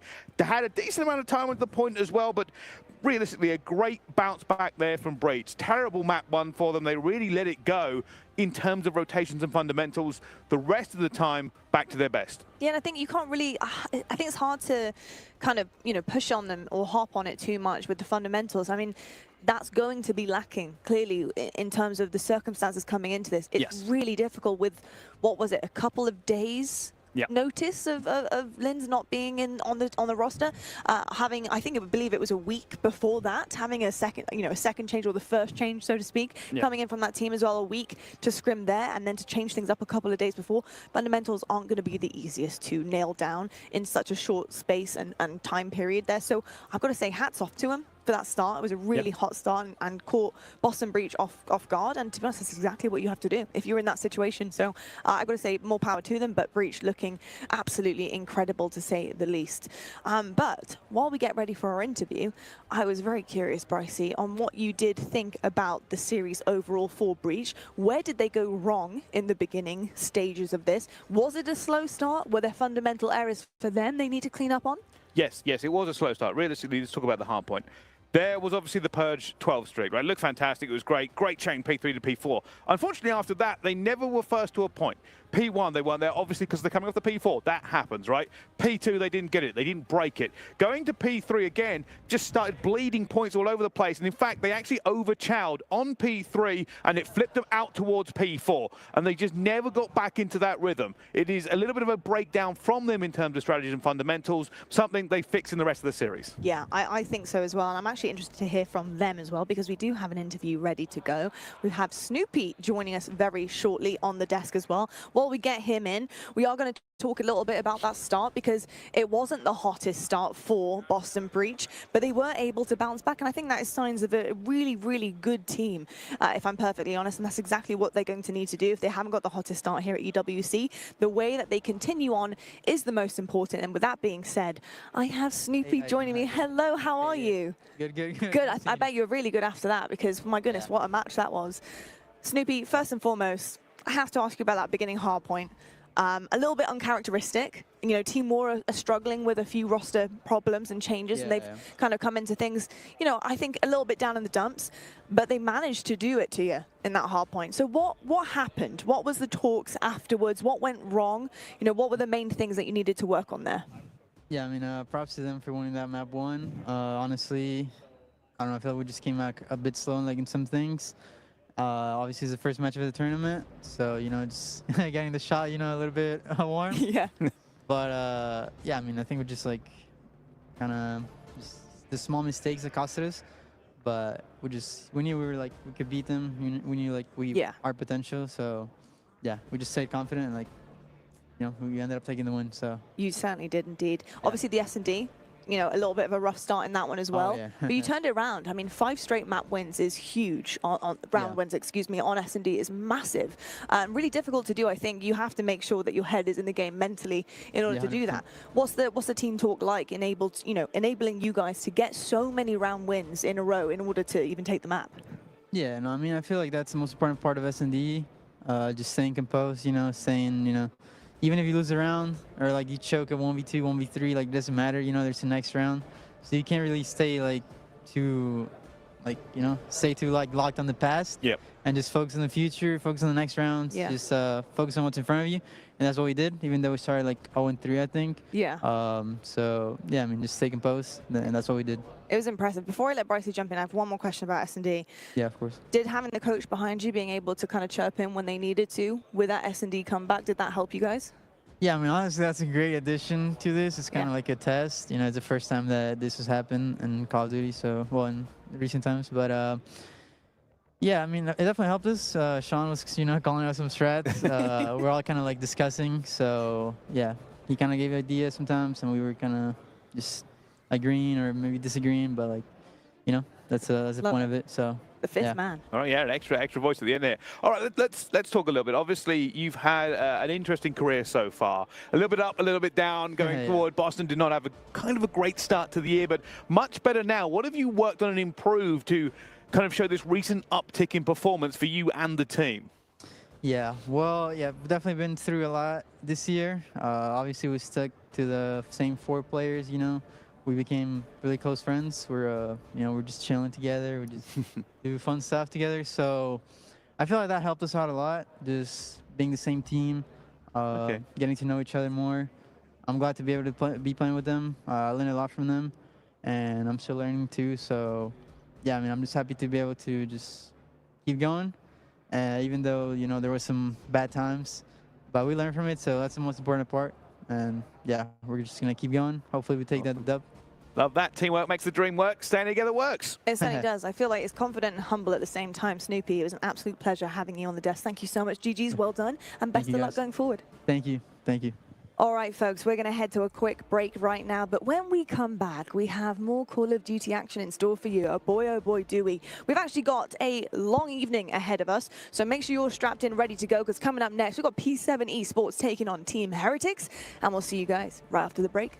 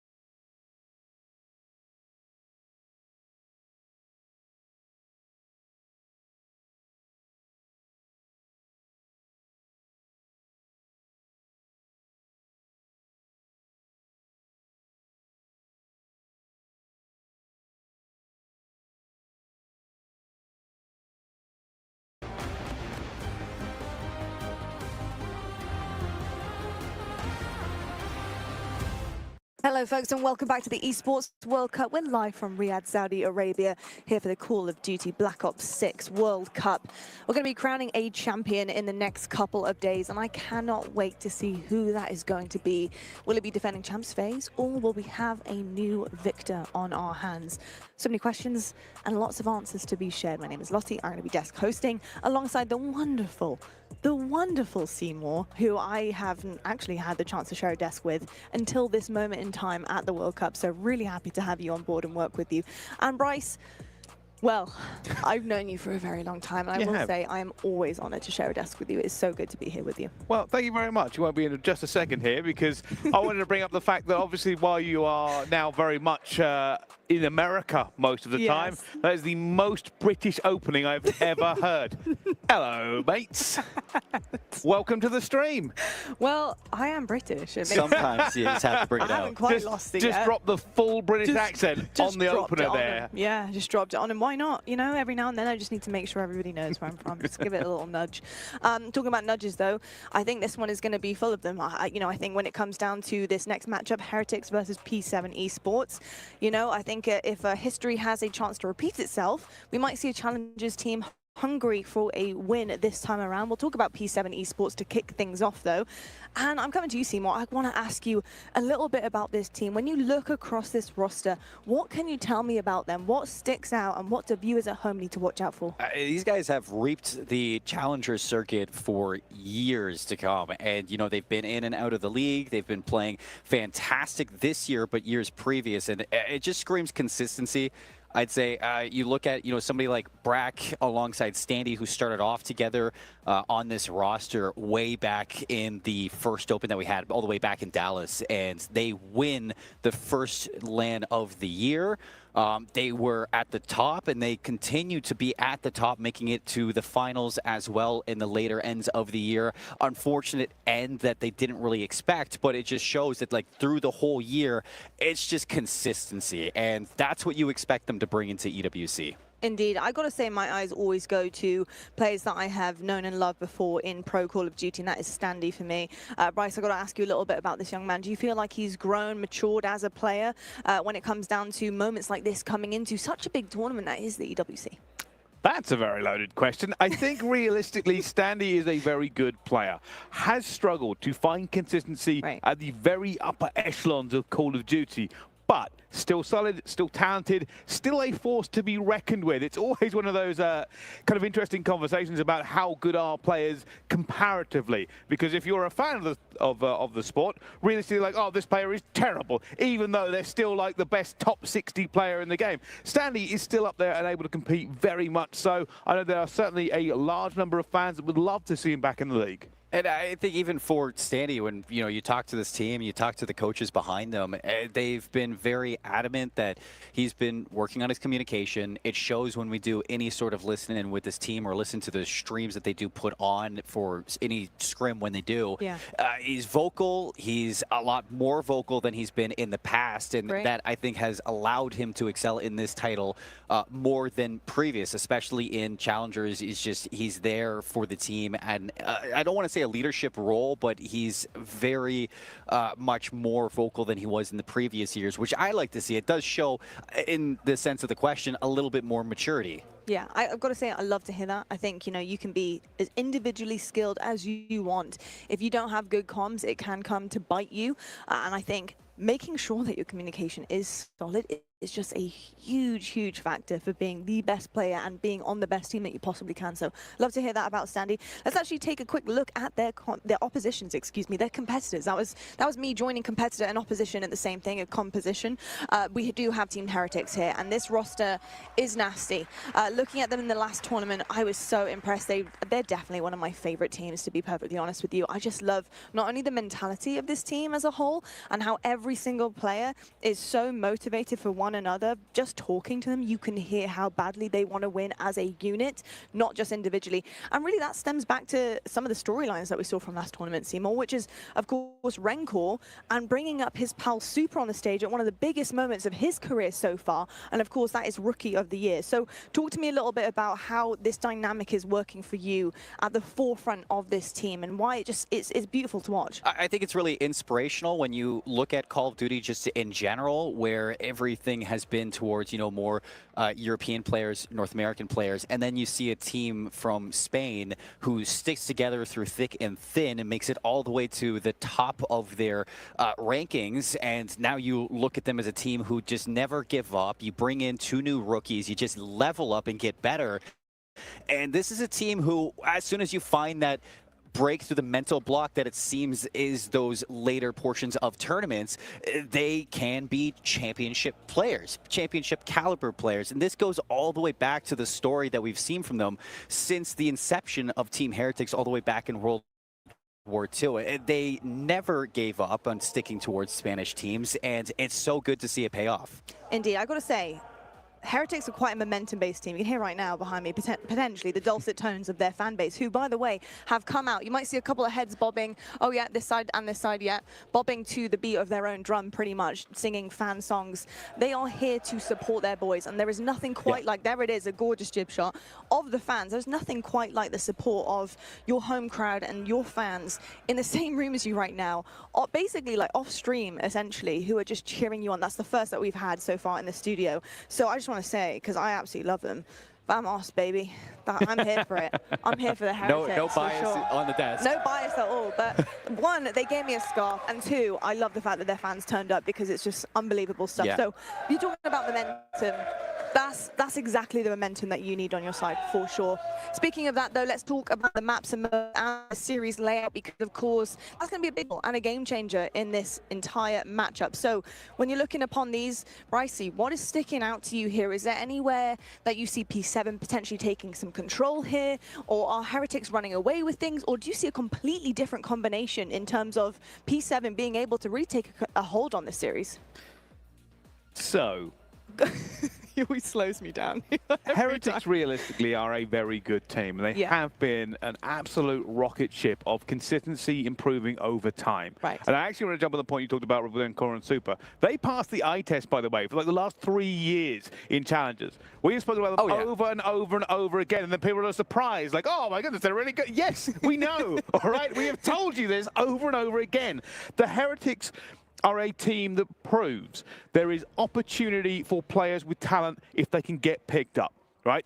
When this team first formed, way back when, nobody thought an all-Spanish roster would work. Nobody. It was like, this isn't going to work. There's enough depth here for them. They've stuck it out. They have continued to get better, and they will continue to get better. Is this a tournament they finally go over the top? I am unsure. They have yet to show us that they are an elite tier team, and that is a difference in opinion where there are no weaknesses for them. Still, they can bleed. Still, they can have some opportunities. I think this will be a really good benchmark against P7. This is what this game benchmark. How good are P7 coming into this? We know from the recent results they're pretty good. Heretics showed up last tournament. Can they show us even more here at EWC? It's the big question too, because you remember all the way back to EWC last year, Heretics actually lost to a challengers team in groups.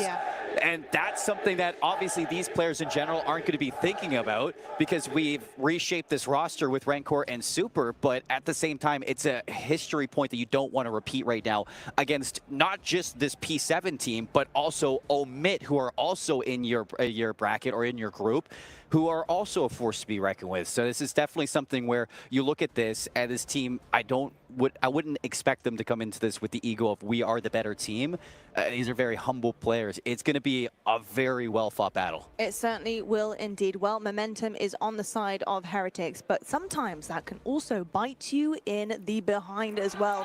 What will happen this time around is heading into the game now, so boys, it's over to you. All right, let's get right into this one. As you can see, the teams heading into the window that is going E1. And this is basically ex-CDL versus current CDL teams, and we'll see exactly how it goes down. And one thing I think is going to be a really big level up for this P7 esports squad, Bryce, is the fact that they not only have Mr. Atur behind them, but they've also brought Major Maniac as one of the coaches for this tournament. One of, if not the most clutch players we've had in the history of Call of Duty. So if that's something to keep them level head throughout a really tough matchup versus Team Heretics, I don't know what else would be. Well, we will find out. Obviously, it's a good start for P7 here in this one, of course. That first P1 into the rotation, if they can make it work. But at the moment, the Heretics will draw a little bit of first blood here, but it's still very much up in the air. When you see these two teams go for it, they have a little bit of control towards the back. It is a slow burning push from both sides, as they do not want to give away unnecessary kills. I have the back spawns right now. If you're P7, Standy gonna get shut down though in the hard points. And you see this for P7. Not only are they gonna retake the hill, but you got Prolute cutting off the rotations. He's working towards top catwalk, and he's making it really hard for Team Heretics to get off on a hot foot. And that is a wonderful start. Prolute really just changed the momentum of P2. Everything cut down for Heretics. Fans' voices dropped to a low rumble. Here comes the break. It will be a push now. Heretics do want to get back into this one, but that is a good couple of kills here. Prolute and Break answer back as well, and Break tries to stay alive at the point. Isn't going to happen. There will be scrap time on the plate now for Heretics. It's just scrap time though for now. You have a couple players from P7 off the spawn going to fight for old, and I'm not sure if I agree with this play. It seems like they want to isolate some of these members towards new, but Super doing a good job at playing his life, making it easy for the players off rotation to reinforce this P3 hill. And they actually get the better spawns for this, so they're going to have top gold control watching over Rencor in the hill. Rencor, that's a big kill to win as well. Trying to get a bit of time off of P3, bring this game back into it. But we do know that P3 to P4, that's the key, that's the momentum flip. Rencor just trying to get the right angle here onto Brack. Does the same thing as well. Going to be in a bit of trouble though. There are players all around him. Super will find the first. That is a wide chow onto the second, as it's still all about positioning as Uli goes for this push all the way through. All right, now for P7. Yeah, you've kind of bent a little bit across that rotation to P3. You can see Heretics putting a lot of focus on this P4 spawns, and in doing so, they've actually kept this P3 a little bit contested. Pro going to fight for some of that time, but as long as P7 have about a 30-point lead, that's going to give them some time to work a break for the setup that Heretics will have at the Money Hill. Here we go. You sacrifice scrap for this. Must not break on this first rotate. Rencor, ready up. ADS. Here comes the pressure so far, not a lot. Sandy will be the first one to test the waters. Rencor guns him down easily. P7 have got to be careful here. They do not have a cohesive push quite yet, and that's going to be a problem. They don't have the angles. Rencor eventually Pro goes down. That's the first one. And this is the reason to make that risky play. Give up old time. It is such a good hill to rotate to. Now you're eclipsing the lead that P7 had. It's finally a chance for P7 to maybe get a break towards this for the last 23 seconds. Yuli with a double kill gets them in, but Heretics, that is a job well done to bring you back in this game. Well, so far it will be P7 with the lead going into it. Heretics are not committing body to this. And P7 also know this is going to be out. It's all going to be goes down to Rencor. They have shut that weakness down already. The second one had this rotation. Fortunately, it back to them. But this is a bit of a reset for both teams. Nobody had everybody into that point yet, but it will still be P7 who have to break. Yeah, Heretics have the set that they want. Real trades out, still favoring over towards the Heretics. Prolute in trouble, slide down, good shots, but no kills to boot. Bates his life long enough for Standy to get active inside and keeping P7 in this one, keeping Team Heretics out of the time for the moment, but they have yet to take a route. Nobody's trying to break these spawns, and Heretics are going to be feeling good as long as they can draw the line in the sand. Well, so far, P7 looking to beat a little bit of time off of it. Super finds 2 as well. Now, you are right. This is all about this P2 rotation. Last time around, Heretics let this one win. Prolute cut the asunder with 3. Hasn't had a good game since that point. Can he make magic again? Is he a magician? Oh, I mean, right away, 4 down. Doesn't get better than that for Heretics, so no, you can. Initial time should even take this lead quickly away from P7 Esports, but with that, you get spawns up. You already take control of Catwalk. If Super goes down, the pressure is going to be, but he holds his ground. Super trying to hold all the angles he can. You can see him trying to hold back the tide as well. Finds Brack at the same time. Everybody down. Lines are going to be clear. Stanley going to get that back spawn for his team as well. They need to know this is going to happen. Rancor already ripped Stanley down to bits. They're going to watch this next spawn coming, and now they know they are spawning out. Heretics will try and hold on for as long as possible, and Rancor was on a 5 streak before he fell. This is just a good job of playing your life inside the objective. P7 can't get a lick of time here, or even a chance to break off this P2 hill. It's been near flawless for Team Heretics, and Metals on 3 in a row, soaking up the scrap time now. You got the rotation to P3, and Heretics are there again. Ever since we've rotated to the second set of hills, Heretics have been all over these rotations. Fundamentals just solid, slaying Heretics. Peace, go back seat in the couple of hills. Can they rejuvenate themselves? It is on P3, bodies and shoulders in abundance as everybody looks for their pound of flesh. Shots in, Metals. Is he going to take these spawns away yet again for the P4 side? Yeah. Heretics, they know what they need to do. They have a good enough lead that, again, you don't need this time. You saw how much you got off that P4 setup. Why not try for a full 60? And P7, they recognize that. They're going to try and get active, but again, down clean. It was a rough start for the Heretics. Found their comfort zone. So you can see Heretics making right moves, giving them the opportunity to find these strings of kills over and over again. Another Heretics kill feed. Stanley will fight back though. Only going to get a second of scrap time, but the same old story. P7 will now have to go for a hard break. It will need to be cleaner than it was last time. It was 40 uncontested seconds last time you were at this hill, so it's got to be quicker than that. But Metals with 3 in a row, 160 to 98, and you're sent packing yet again. Metals is in a great spot now to deny any presence onto that statue. And with Super up top, there is no way you're crossing the street. And now they're trying to get back in this for scrap time. The point for a second. Now they're getting close. This is exactly what they needed as well.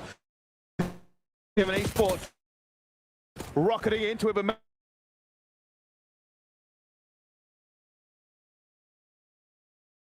continue to pile on the points on P4. This is a wallop across the second set.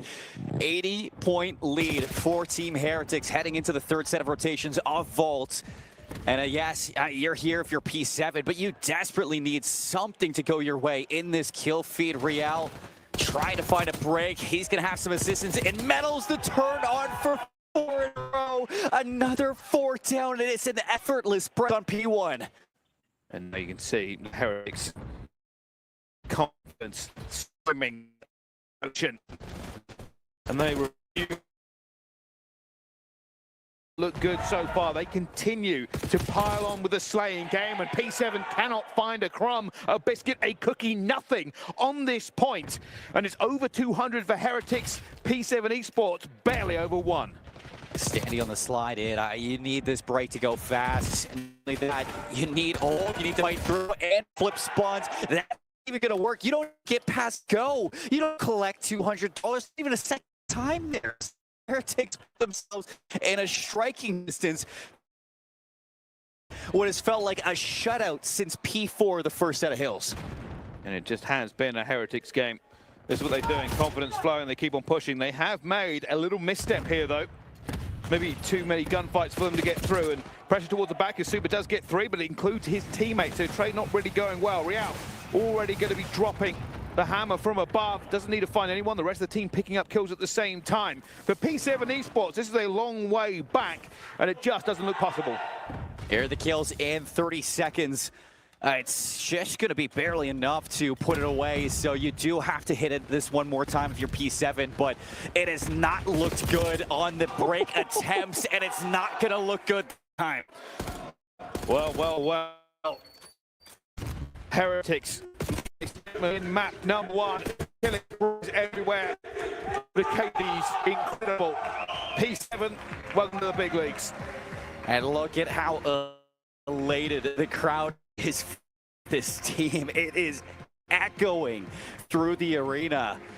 This is going to provide a little bit more pressure for P7. You talk about it, they have been reapers through the Challenger circuit, but Bryce, a fan base like this just echoing in your ears through the comms, that is going to be tough to deal with. It is. It's a confidence thing. My favorite thing about Heretics is this, and it's always been this. They don't care who they play. They've never cared who they play. Yeah. The bigger the team, the more they rise to the occasion. The smaller the team, they're still going just as hard. It is a wonderful consistency that is actually absent in a surprising number of players that play this professionally. The Heretics don't care, they want to win. It's all about that momentum, that hype for them, and trying to prove themselves every single game. And even though they've proved themselves so many times this year, you're right, it doesn't change. You show up, you play, you do your job, and you do it good. It was a little bit shaky at the start of this game, but as soon as they got those fundamentals in, you rotate over towards P4, give up the P3 scrap time. It just seems like P7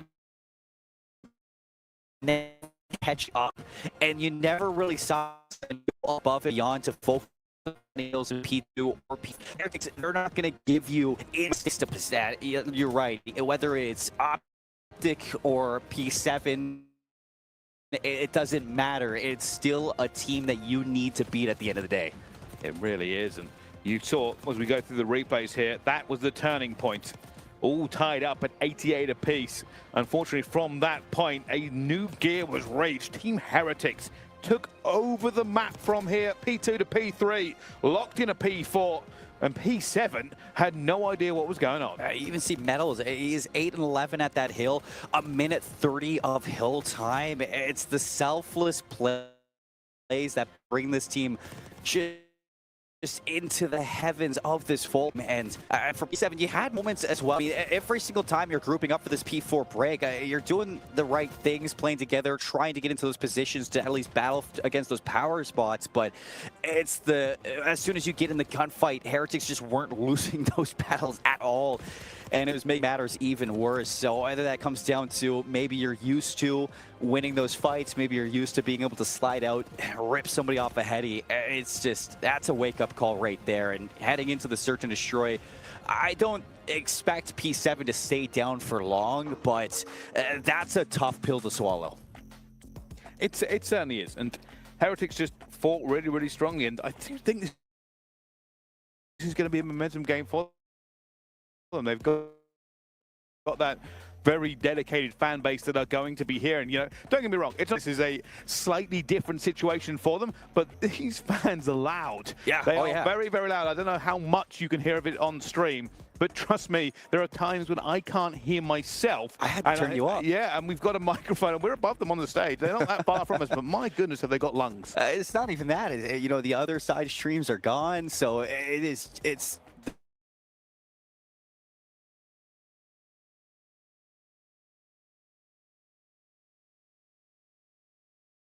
the fan, and that you go into the search and destroy now for P7 Esports. It's been their bread and butter for the most part, especially when we are looking back at Kitchener and their way to that final stage.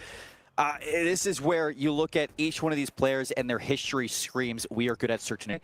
And that's what's going to test this Heretics roster. Now you do one thing, you add Major Maniac to that roster, and I don't think that there's really any better player to take you from a loss like that and reset you going into a game 2. And I think that, you know, the Sergeant's going to drill in that you need to start strong in this S&D. Well, we'll see.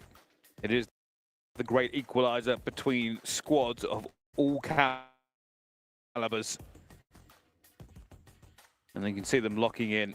P7 ready to go to war one more time against the Heretics. They do not want to let this one slip any further. It looked like a pretty good start from the hard point, but will the S&D be the same? We saw a dealership earlier between G2 and Cloud9. Cloud9 wiped the floor with them. P7, let's see if they bounce back. And so far, so good on the side. They stopped the attempt over towards B, but it's going to be a fast rotation back to A to get the bomb planted.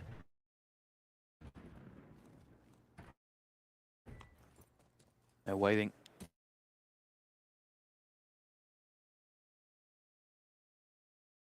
They're going to Double go all the way rotate. around. Yeah.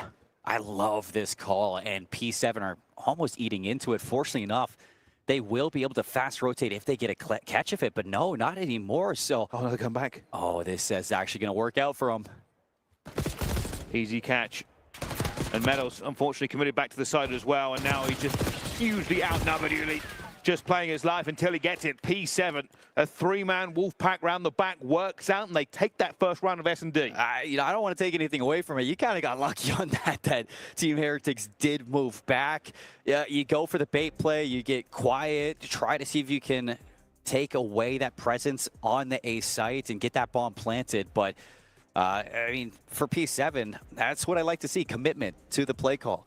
And you called for the rotation over towards A to flip that map, and you do exactly that, and it works in your favor. So heading into this next round for P7, let's see how they fare on the attack. Aggressive, straight out the gate. P7 committing to this, taking out cards, getting to the point he's going for a fast punt as well. They're not expecting this. There will not be the trophies and the artillery to take him out of it so far. Here comes a trophy. Look how deep this post is. In fact, you're going to full clear through B, get that rotation, and you have middle map control, you get B control. Heretics don't know where to look. They've really been run off as well, having to fight from the back at the same time. As well, back to the 3 versus 3. Rencor finds another one as well. It will be Standy, though, on the flank. Brack runs away. They're trying to play time here. They've done so well, and Brack will look for this. Timing is now everything. Has to win that gunfight. Will not. Heretics, what a retake after they were being run around the map. It all comes down to that fight with Real and Prolute. You walk away with what seemed like an impossible heady to rip, but the shots were clean, and you bring things back into a 3v3. Rancor dives into small room, and a lot of P7 gambled on all those island players to win your 1v1s, and you don't. Heretics, it's a ball of rage of this dealership on that retake, and that you should not have won that round, but P7 fed right into their hands. Well, certainly did, and now we're all tied up, but I agree with you. I thought that round was over. Heretics were panicking. You could tell there were so many players all across. And now this is a bit of a headbutt as well. There are so many players going to be in here. If Super dives in, he could be in trouble. Still throwing it, still backing off as well. Calm play from Super. We're going to flip this B site as soon as the aggression comes in through mid. So you have window control. If anybody chows, Ariel's going to rip you a new one. So the respect is there for the B plants in, and Brack just cannot get any eyes on it. Oh, Brack finds Real, though. 42 seconds left to go. Rencor almost thinks he should probably chow this. He's trying to get this kill down. He needs that player out of there as well. They're giving up the bomb site. This is dangerous. Yeah, but you retake mid, and Brack's going to be the one to hold us down.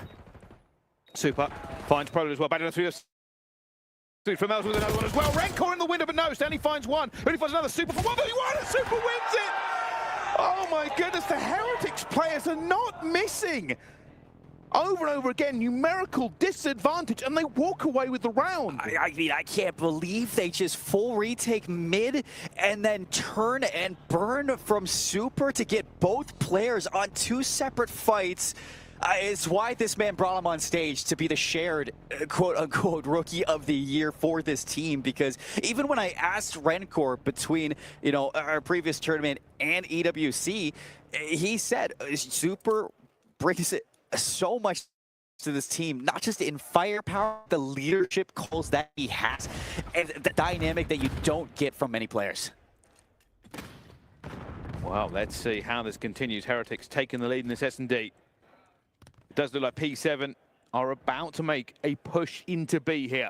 They're checking their lanes. There's not a lot of pressure from Heretics to stop them. Lance coming out. Standy, the angle was not cleared, and Medals with free shots. Brack's going to trade it. Steal numbers, though, for Heretics in the retake. Trying to get out of there as well, but now down to a 1 versus. That's it. It's a clear. It's a Heretics retake again. They are not putting a foot wrong whenever they need to. It needed to be some communication on Standy on where to walk, where to stand, because you had no control of middle window. Nobody's going to be watching that angle. You walk out, give your life for free. Brack does trade it, but you're just opening up some timings for Heretics to slip into these advantages and pick you apart on these retakes. And whether that's a lack of communication on those timings being missed, or just players who think they know exactly the play to hit and it's just not working out. But that team cohesion that we saw in round one, it has quickly left the building.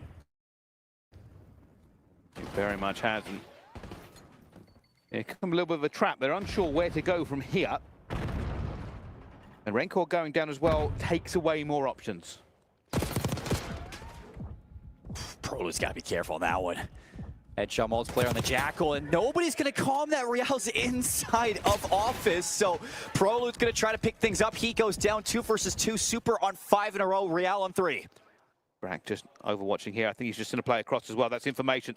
Wants to get back into it. His teammate Stanley trying to get back into this fight. Real going to be careful here. Stanley should be able to take him down. It does. 1 versus 2. He's going for this one as well. I'm not sure this is going to work out. I'm wondering where he is as well. And, well, they eventually catch him. Just unable to get away with it that time. The Heretics P7 lock in and get the round. We finally see a moment where P7 stop, communicate, and hit the timing together. Brack plays the information, reads that the 1 versus 2 is going to be very available for Standy as soon as he makes that flank. And I like that play call from P7, finally showing that they're working together in these rounds.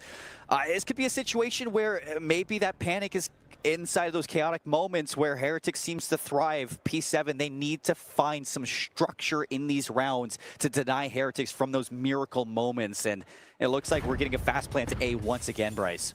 They're going for it. Look, same strategy, same break. Trophies down this time gives them an opportunity to do this a little bit safer. And last time they lost this on the retake. This time they are deep. 3 players already for gun. CXD going to go out. Medals down Super as well. That's a disaster. And Uni will have already sewn this round up, surely. Heretics now to 2 versus 4. No control. Not much hope. They've got 1 back. That's the time here that you're worried about. 24 seconds to make these plays. Another one from Metals, but the trade rate behind him from Brack's going to have to be a 1 versus 2 for Rencor in the span of 10 seconds, and that is a very difficult play to make. So P7 find themselves back in the search and destroy. And yeah, it's a lot better. Changing that, instead of sending a player on the deep flank through B, having that middle map control, it's just full send to A. You get that setup. You're kind of bunkered, but you have the trophies down and you're comfortable in that zone. So yes, you're graced off the team kill, but it's a lot better of a setup at A than we saw in the last time they were there. And for Heretics, realistically, that strategy will have to be identified. You cannot allow them to keep getting that plant down. I know you got the retake the first time around. Either you're going to have to put more pressure in, commit more tacticals, commit more grenades, or do something to give yourself a better chance at that retake. Well, it looks like P7's turn to retake this A site. Nobody in the middle of the map. Does look like we're going to have a chance to get a quick flank. Prolu going to open things up. That's the green light to go, but Metals of the trade. E plays his life, gets away. The RCXD, though, keeping P7 in the driver's seat.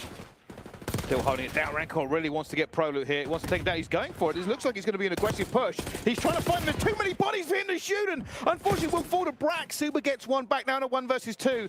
Yuli's going to be behind him, knows where he should be. So he's like, wait, where have they gone? Where have they gone? I know exactly where Super is. 2 versus 1. Buddy system, hold hands, trade things out. Not only does Super have to clutch this, but he's got to recover that. Boom. 30 seconds, lots of time to play with. Enough time now. Team's 100% certain will be going for it. Oh, he's going to call it. Super will not P7 taked, and they are fighting back majestically as they take the lead in this S&D. That's 3 in a row. So slowly but surely, P7 are battling against what has been a very difficult series since that map number 1, but they've stopped the bleeding. They've figured out structure in this game, and that start from Prolu, you get that first blood, everybody hits the breaks, you use the RCXD off a little chaos to trade inside the bomb, denying that going on for the team here to overexert themselves. That's anything done. That is a good one from P7. Now up by 1. See if they can make it 2. Looking for a bit of mid-pressure. This is all on Standy. They've left him on an island and doesn't make the kill, unfortunately, and gets taken down. It's a risky play. They left Standy there to make the kill. He just couldn't get the bullets on, hit a couple of kneecaps, but nothing else. And now they've lost one of the tools in their arsenal. And you still have Yuli playing alone at A, denying any chance for a flank, but nobody's going to be watching mid. It's going to make it tough to get this bomb down, Bryce. Renkel finds one back. 2 versus 2. Just a little bit of a shoulder here. Renkel identifies the players are there. And this worries P7 just a bit. Like, well, we've given away a bit of information about where we're going. They haven't rotated yet. They're actually holding, waiting for the push. This might be a late rotate off. They're going back in, no. They haven't read this at all. Prolude has 21 seconds to do anything. He's got the bomb, but if you want to plant at A, you got to run there. And Rancor's watching through the middle of the map. They know exactly where he is. 13 seconds. This is near impossible. All right, but he's going to get it down. Just 1 kill. Just 1 little hope as well. And he will get offers at the same time, but it isn't going to be enough. And Heretics tie the S&D up again. That was such a good call from Heretics. You lose a situation where you're up in a 4-on-2. A bank nade from Brack destroys a car, picks somebody up inside the garage, but as soon as you shoulder that B site, you get the kill back, you get out, flip it over towards the shed, and you force away what is a very scared P7 attack over towards B. I thought they would have been a little bit more, I'd say, they just full send it for the rotation if they want to give a B, but I can give it up and go back. Just Heretics are all over this, so confident.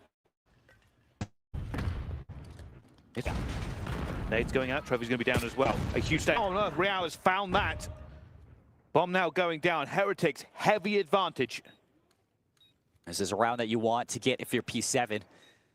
After being up in the lead, losing 2 in a row is going to make this one tough. Trophy systems destroyed, and you still haven't got that trade. Those does go down, but unfortunately that trade is good for Heretics. 3 versus 2. Now a 1 versus 3. Prolude, 23 seconds in a dream. Unfortunately, they are not giving him time of day. Here comes the double chow around the corner. Heretics regain the lead here on the S&D. They are now on map point. This team is just so resilient every single time. That first blood from Real, you didn't see him until he just pops up inside the garage to shut down any presence you had over towards the back shed.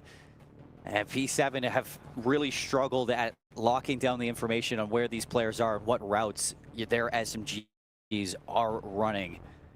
Heading into the 10th round of this S&D, you look to see what the team can rally behind on this attack, and it has to be more than what we saw in the last round. It looks like it's going to be a dedication over towards A, but similar to what we saw before with middle mapping watched and the B flank.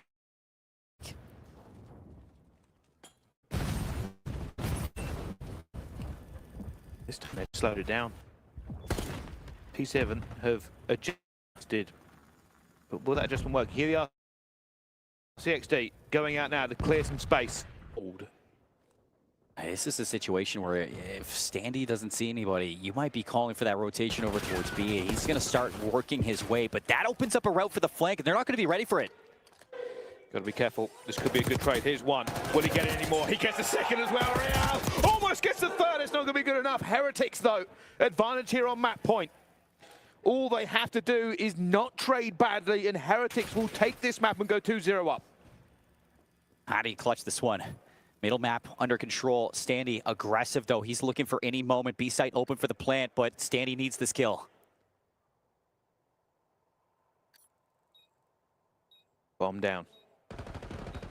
Renkel finds Brack already. Standy alone, and down. And the Heretics fire back again.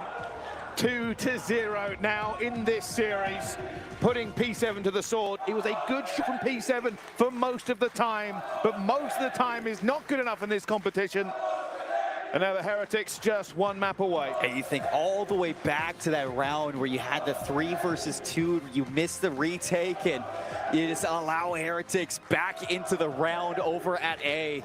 And since then, Heretics, they just did not give up that lead one bit, Bryce. I think that for Heretics just in general, we know this team is fantastic at S&D, but the break attempts that we saw every single time, P7 just missing a timing, and then somebody from Heretics finds that weakness, they expose you, and you have Real running amok, you have Super clutching up 1 versus 2s, you have everybody drawing first bloods for your team, and you saw so many moments where P7 just get caught off guard by the sheer skill and speed that these Heretics are bringing to this game right now. And even in the last one, for the plan you had at B, I got no idea why Brack full sends it all the way into uncleared territory. Rencore happy to rip that kill away for the 1v3.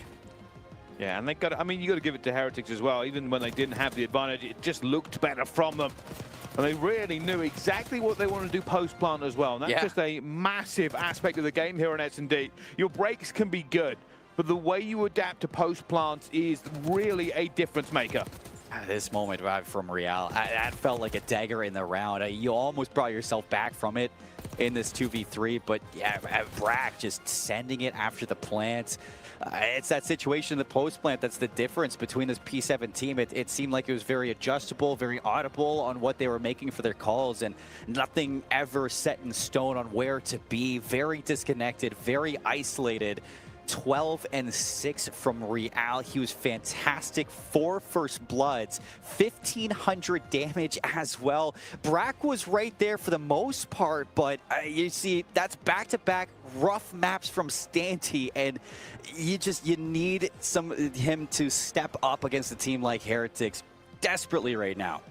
Yeah, you do, and obviously having a bit of a rough time. We talked about it. I think Stanley's still a very talented player, but Heretics are on a roll. They really are. But will this roll into map number 3? We will find out. Don't go anywhere. We'll be right back after the break.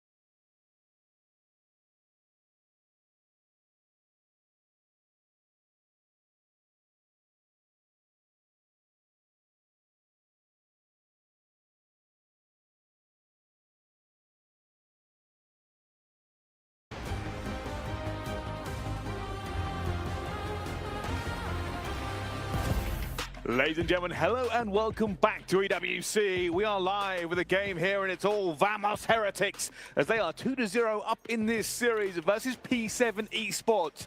It has not been completely one-sided. The Heretics have looked stronger. P7 have had opportunities. The hardpoint maybe not a glowing part on their resume, but the S&D could have gone either way potentially. Yeah, I mean, that is a situation for P7 where you get the dealership. It was your bread and butter back in Kitchener, and it's just not feeling the same ever since you went onto that stage against Omid. Now against Heretics, the Search and Destroy challenge gets leveled up even more, and you had that stint through the middle portion where you go back to, you get 3 rounds in a row, you looked like you had a handle on it, and it just gets ripped right out from under you. I think that the one thing that I see from P7 very often, I guess just in general through the series, even the hard point I saw lots, is the individual chows from them.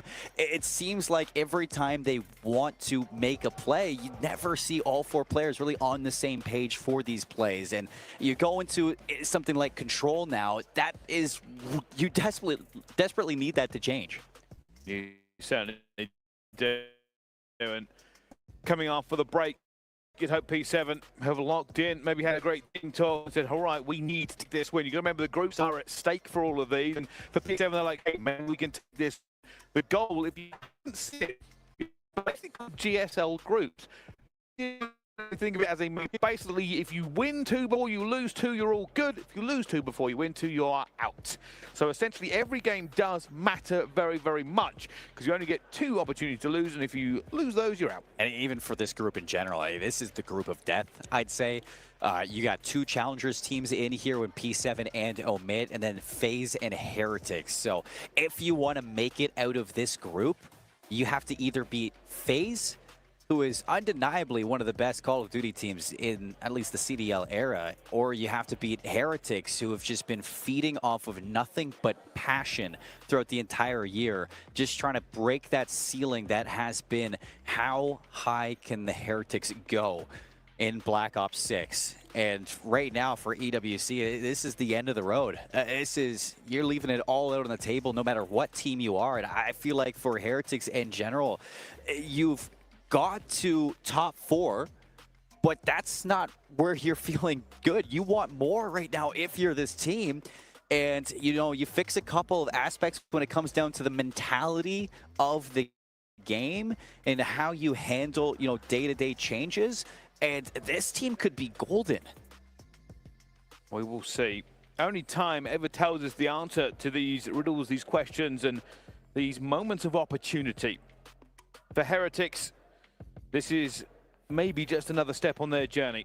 They want out of groups. They want a chance to face against the big boy pro teams again, to disrupt that narrative that while they are good up until a point, they then falter. On the other side of the stage here, of course, P7 down by 2 will not only look for this reverse sweep, but a chance to prove themselves in the eyes of many fans. Most of them ex-pros. Ex-pros, actually. Yeah. All of them ex-pros that have been removed from the Pro League for one roster change or another. Victory at this event would be one of the sweetest rewards they could ever get. But at the moment, it is not looking that likely. Momentum on the side of Heretics fans, on the side of Heretics score, on the side of Heretics. The journey is long, but the rewards are still up for grab. I look at the players on the stage for P7 Esports. They've been there. They've done that. They've been in big moments. They've fought against pressure for the entirety of their career. And they dream big. You even think back to, you know, somebody like Standy, who's part of the Minnesota Miracle. It's never over. And who was alongside him for that ride? It's the man standing behind him right now on the coaching desk, the man who said it's never chalked. So you go into this game 3 with a different attitude, a different mindset. I'm looking at P7 to start strong. Oh, here comes a big push from them already, but Brack will find the first, and that's exactly what they want to do realistically, but it will be Heretics that walk away with that first deluge. You can see Standy's already pushed through. He wants to farm them off the point, keep them staggered over and over again. It's only really Metals who's gone down. Eventually, another player from the Heretics will do so as well. Rencor looking for some kills to keep this churning. At the moment, though, it will be P7 with a slight advantage. They do have bodies out onto the map. They can still prevent them from getting on a point. And Heretics didn't get that first segment, so still some chances from P7 to deny the progress on the objectives. Looks like it will be locked in, at least for that first tick at A. But P7 right now doing a great, at least lock down a lot of the space in the map over towards Arches, denying any chances over towards B for a stack. Here comes the next wave of fights. Both teams just trying to keep it up as well, but Brack, that's huge. Finding 2 as well. And now for Team Heretics, it is regain here on the map. They've lost control. Renko already finds 2 though, and that's open. P7 may have to send a player back. It's all on Rencor now to try and farm another player out as well, and he finds Brack for the second time. What a call there. For the players off spawn, have a little bit of an easier job to break out of that trap. It's a dash over towards A with 17.3 seconds. Lives are even, Bryce, for Heretics to steal this round away. And Rencor just not able to get the timing on that slide. Sandy catches him. Real has to get off the point as well. This is danger time now for Heretics. They want to make the kills at the same time. Real somehow find that one. Rencor found another one. And Heretics wiping them out the points they need to be. Only one player left alive. It's going to be Brack. Brack looking for him. Finds the first. Looks for the second. Not going to get it. Rencor. Big kill from him. Minute back onto the clock. Heretics stay alive. Rookie of the year, Rencor. He goes big when it matters. And you're just thinking of your P7, not like this. Over towards B already. Progress getting worked on. Brack in a 1 versus 1. He's got the stun on towards outer fences, but he needs to take this win. Trying to delay for the rest of the team who are winning their battles elsewhere, but you have to deal with the pressure on B right now. They can't get it. Meadows is staying alive for so long onto this point. Their clock has been stopped. The B tick has already been gotten as well. Eventually, Heretics managed to get past the blockade. And one of the things that they are having issues with is Meadows. I've never seen him go 0-7. I mean, 0-7, but you still got a chance to light this one up. Super's in a good position for a flank, and nobody's going to be ready for it except for Brack. So good pickup there. And all eyes on Meadows to see if he can find a kill. Meadows is trying to stay alive. Finds it as well. Finds Yuli. Could be a very big kill here as well. Standing going to go down. Comes flowing from Heretics. You can see it by the way they're reacting to the kills going on across the map here. Got to be careful. Super going to be up top as well. Meadows finds another big kill. This is massive for them now as well. Prolute trying to keep a premier position up the top at the same time. He'll find only 1. And now he will have to make a move. He needs to give his team some sort of relief to break this deadlock. The stack in. 2 players here.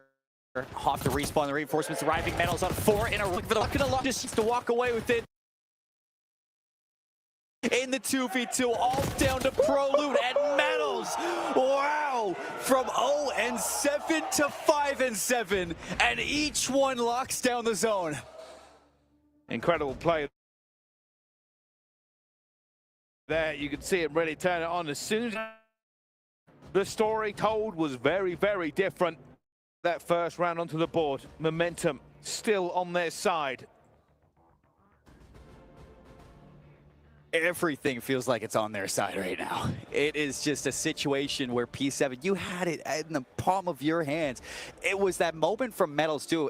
0-7, he delays so much time over towards that B zone, just contesting, allowing for those fights to be a little bit more even off the respawn. And how many times do we see Rencor winning some big battles on the opposite end of the field in P7 spawn, just continuing to go blow for blow against each other? This feels like a heavyweight matchup, and it's haymakers on either side. So far, P7 have kind of struck the first blow there. They're getting straight onto B. At the same time, Rencor looking for one up the top, and a bit of a wobble from both sides. Not able to get a clean kill going down. First tick already flying out as well, as Rencor's going to get bad timing, but the rest of his team do not. They clear the field. It's a situation where you can really incite spawn trap, but the lanes are covered. So it's step by step for P7 Esports to see if they work in situation. As soon as you get to the top, and it seems like whatever happened to that first kill, if you're Metals, he just went from 0 to 8-8. Well, that is a turnaround and a half, and They're now looking to lock them back into spawn. Done a pretty good job here. Super with the last one alive. He'll look for one more trade before he gets taken down, or at least cut off this alleyway, allowing the rest of his team to get into choke point positions. But Brack makes a big kill on the medals. Brack will be looking for one more. If he gets it, he should push into the spawn and try to keep on farming these players. That's what he's doing, just checking every single one of his corner, looking for somebody, but it does get caught. That is unfortunate timing when he needed some luck. Just looking a little too high on that staircase. Rancor trying to get things back into a spawn trap situation. Alongside him will be Metals. And through the double doors of Spiral, you got 10 seconds to hop onto any zone, but it's a 10 life disadvantage. It just gets worse and worse when you keep looking at different stats on the screen. But Heretics, it is a beautiful sight for the fans in the crowd. 2-0 up in the control, 1 round away from sweeping P7 in the group. And the fans know, and they are jubilant here at the side of the stage. Heretics just 1 round of control away from sweeping P7 completely. And it does feel like destiny has already been written. It feels like the words are on the page. The reporters have put out the lines, and it has been written into the history of Call of Duty.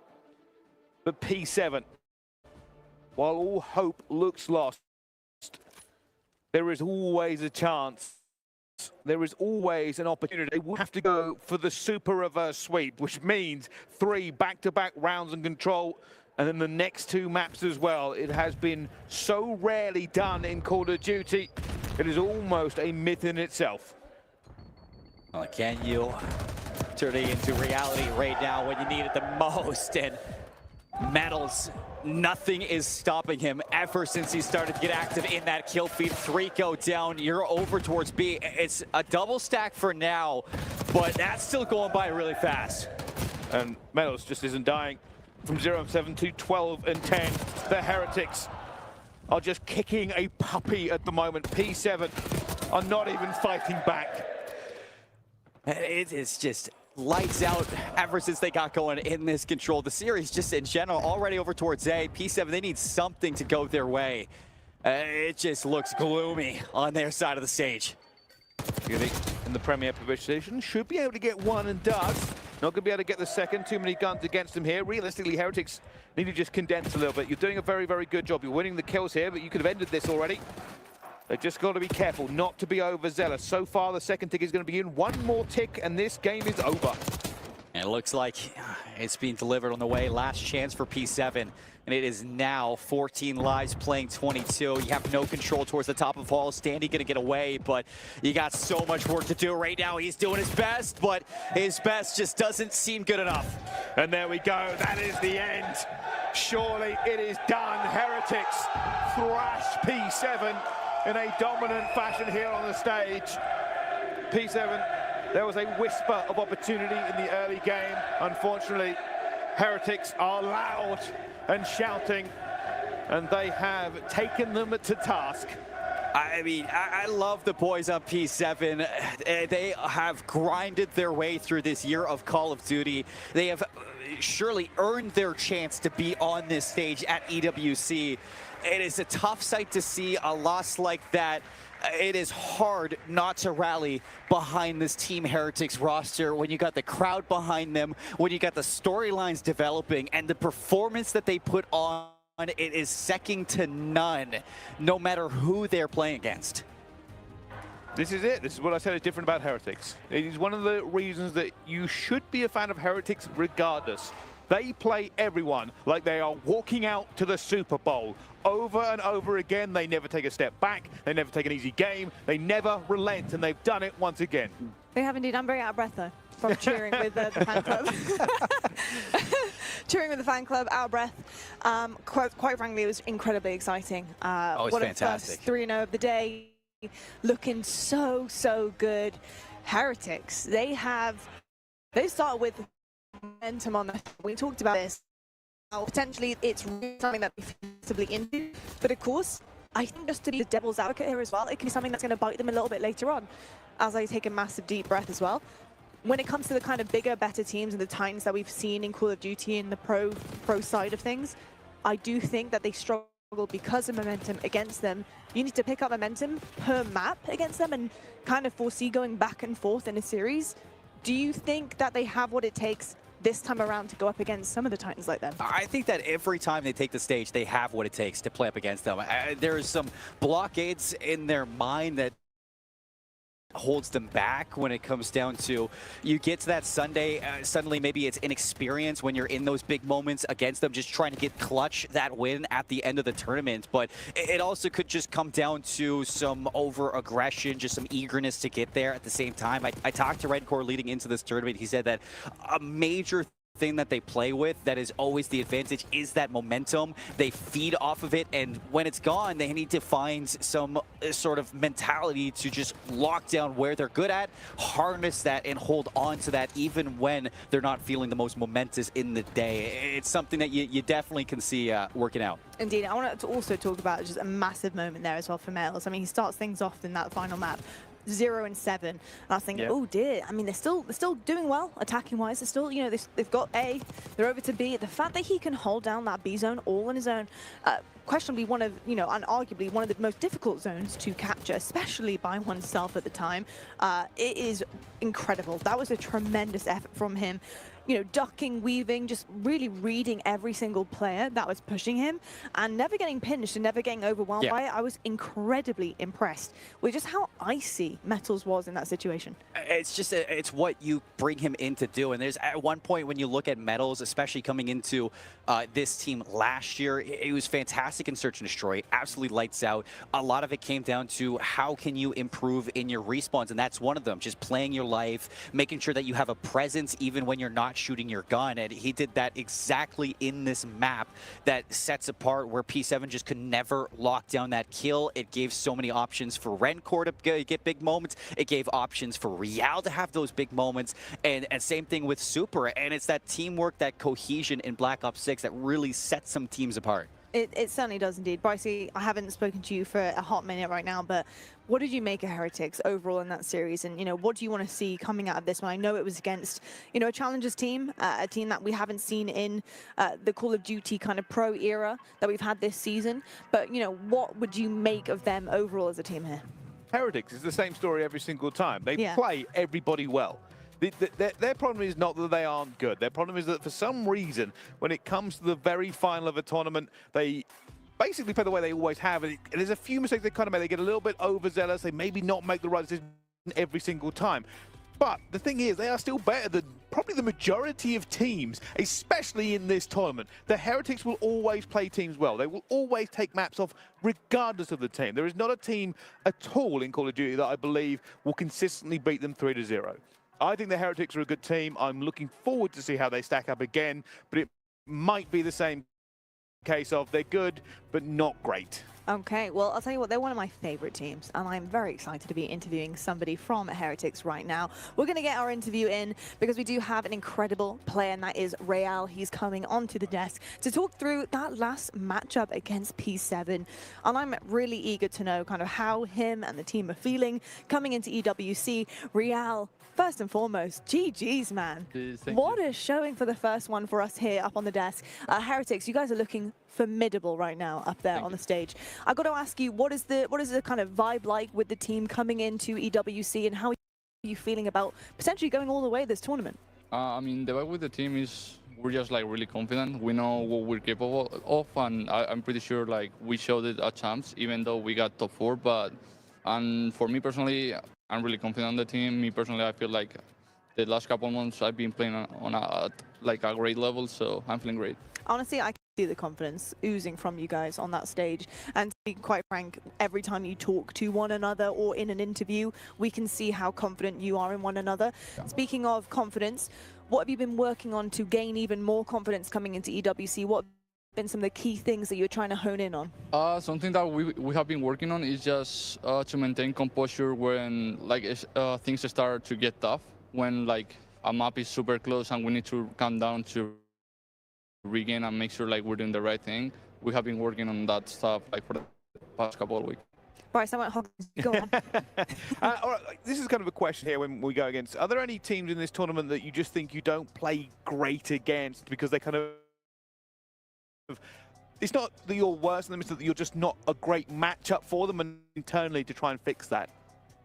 Personally, I don't think there's any team that we don't play well at all. Maybe I could say Thieves, because their playstyle is like similar to us. And I don't know, well, we have been, honestly, we haven't been trying to fix our playstyle just against them. We have been trying just to fix our game against every team.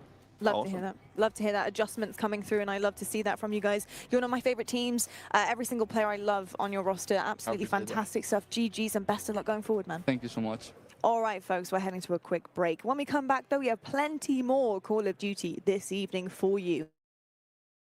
So you better stick with us. We have 3 more matches coming up. And we've got Vancouver Surge going up against 100 Thieves. This is a grudge match. This is a revenge match. We'll see who comes out on top this time. And we'll see you on the other side of the break.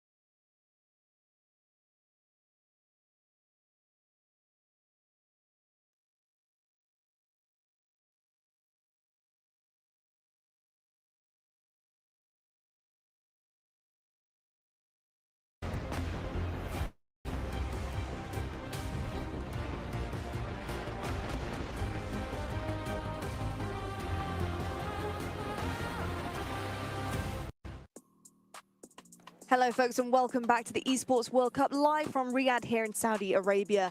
We're here, of course, for the Call of Duty Black Ops 6 World Cup, and we're quite a way through our day one here in the studio, and of course, on our secondary stream, making sure you guys and all of you fans out there are getting all of the coverage possible for your favorite teams.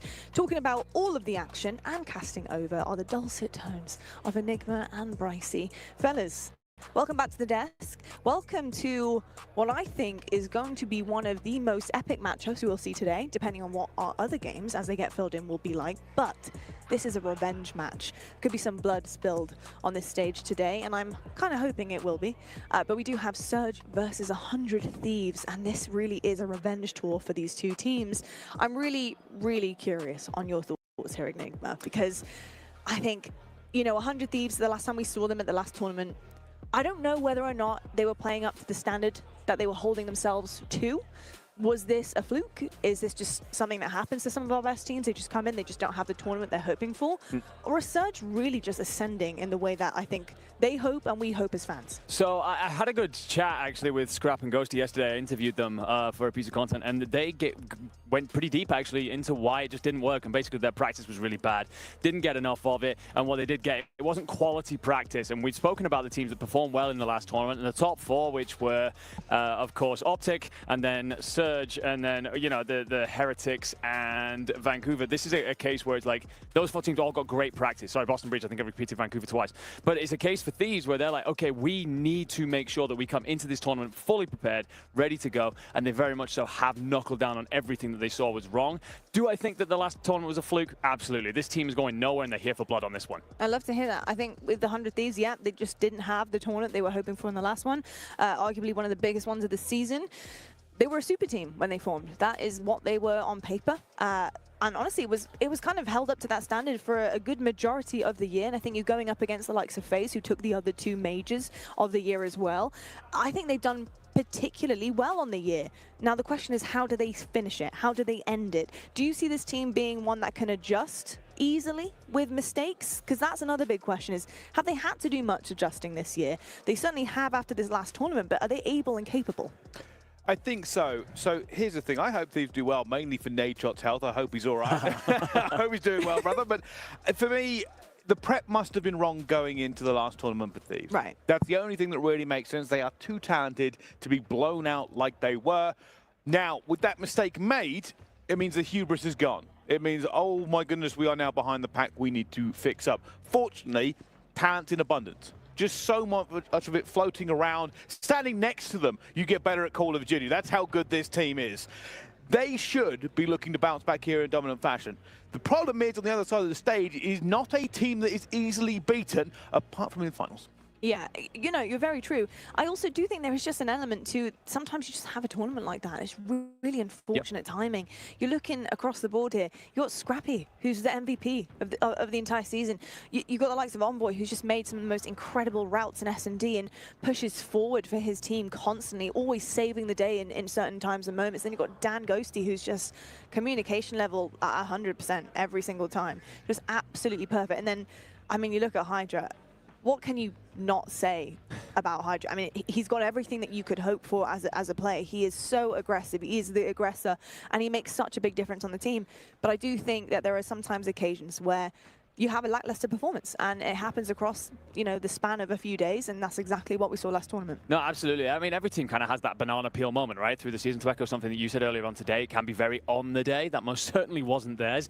And I love that you're calling out the hubris, because we saw a lot of the strategies that they had through the last tournament, and it was a repeat, basically, of what we've seen in the tournament before. So it was like, okay, well, how much practice did you actually get going into that? So yeah, it's an opportunity for them to kind of figure that out, come into this and prove that, first of all, they deserve to be called the super team. Like, that is a title that we reserve for the very best, and they need to very much stand up to that. But also the pressure of, we're talking a lot at the minute about roster mania potentially coming just around the corner, a lot of potential free agents on the market, and all four of those players are playing for their lives right now. I think probably only Scrappy and Hydra can sit there feeling pretty comfortable. After that, I don't know how warm your seat's feeling. 100%. I think there are going to be questions posed if things don't go their way coming into this EWC, but we'll have to find out as it occurs and whether it occurs. On the other side of the stage, though, kind of feels almost sad to call them and dub them this, but the Silver Surfers compared to the super team that we have on paper. But of course, it is Vancouver Surge. And let me just give you some context behind the Silver Surfers. These guys have made grand finals several times now, but unfortunately have always taken home the silver medal, have always taken home second place.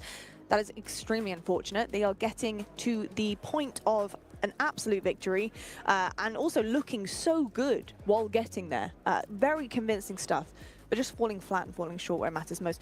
Brycey, when you're looking upon this roster, we've already seen them once today. They looked clinical, they looked fantastic. A couple of things they needed to shape up on S&D, but we talked to Ray about that, and he's not troubled by it whatsoever. He thinks mistakes are actually something that's going to make this team a little bit and to learn from it as they go along.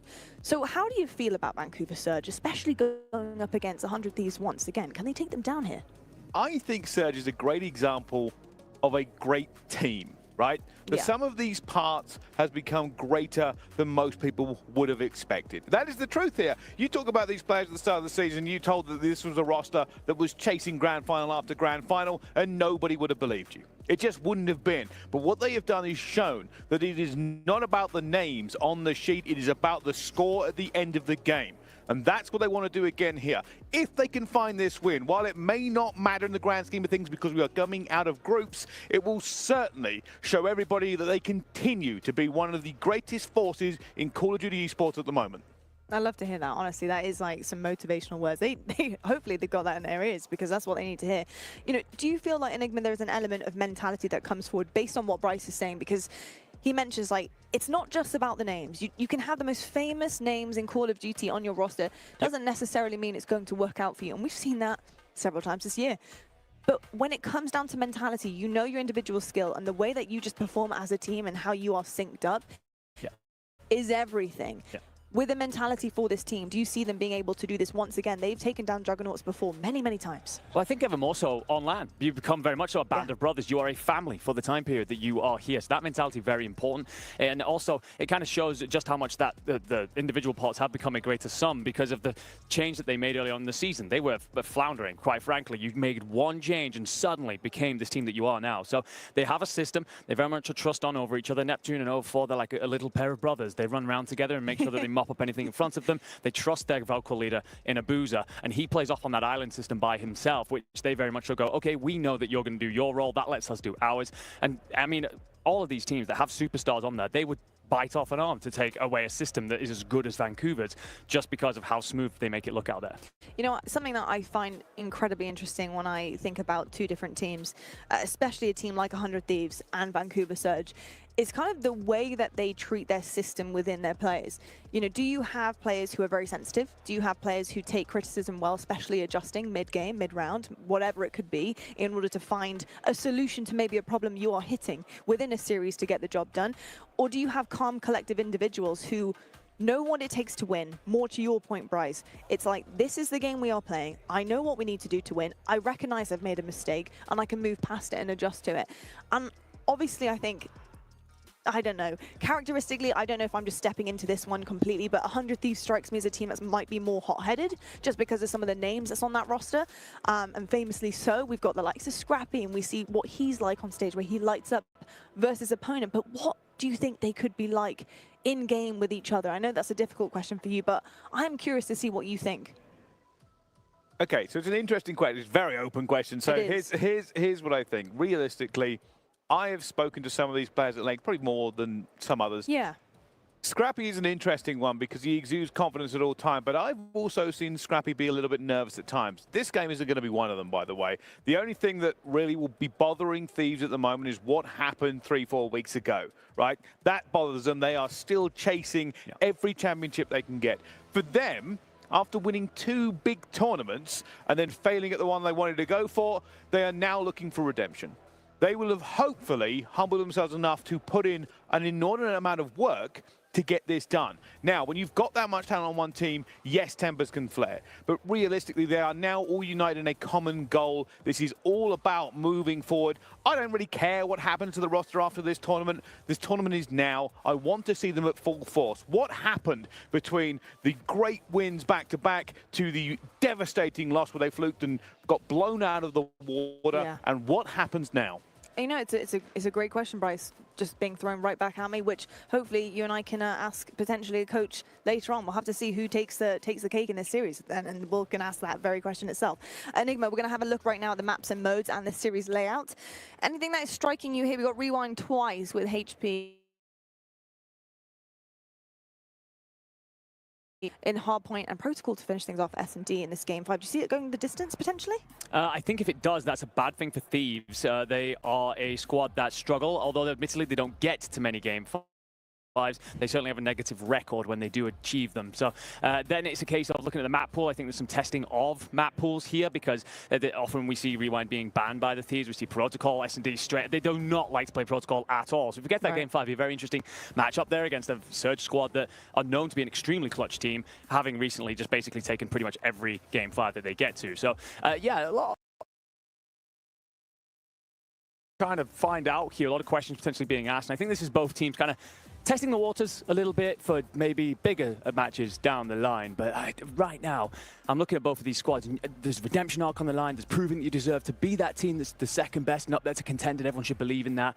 So I'm interested to see that there's going to be a map pool like that. I thought we'd just be going with our favorites. Yeah, no, it is interesting with the veto system. Hey, look, things can change at the drop of a hat.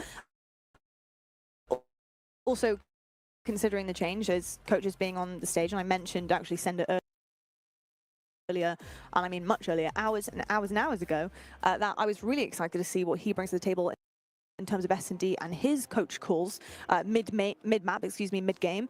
And I want to kind of see what S&D LA Thieves come out with, because I think this could be a massive level up for them. Sender really is quite a nerd when it comes to search and destroy, and he always has a strategy up his sleeve.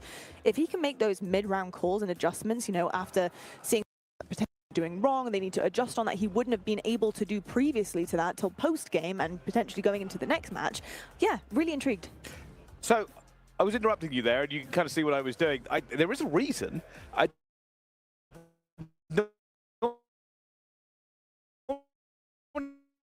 It wouldn't do this, but there is an update actually currently going on. Oh gosh, and it's 2-1 to Omit, who just 3-0'd FaZe on the control. So the games we thought we may have later on have changed. We thought FaZe would come here. They might not be.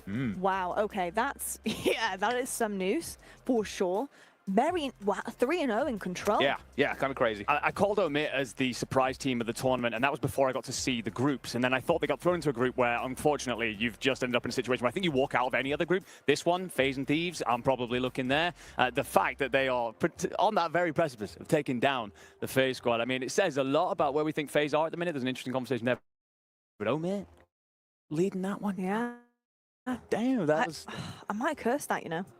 I did actually say something about that earlier on in my delirium of this morning with lack of coffee. But I had said I was curious to know if there would be an upset. And if there was an upset, I could see it being something like Omit versus FaZe.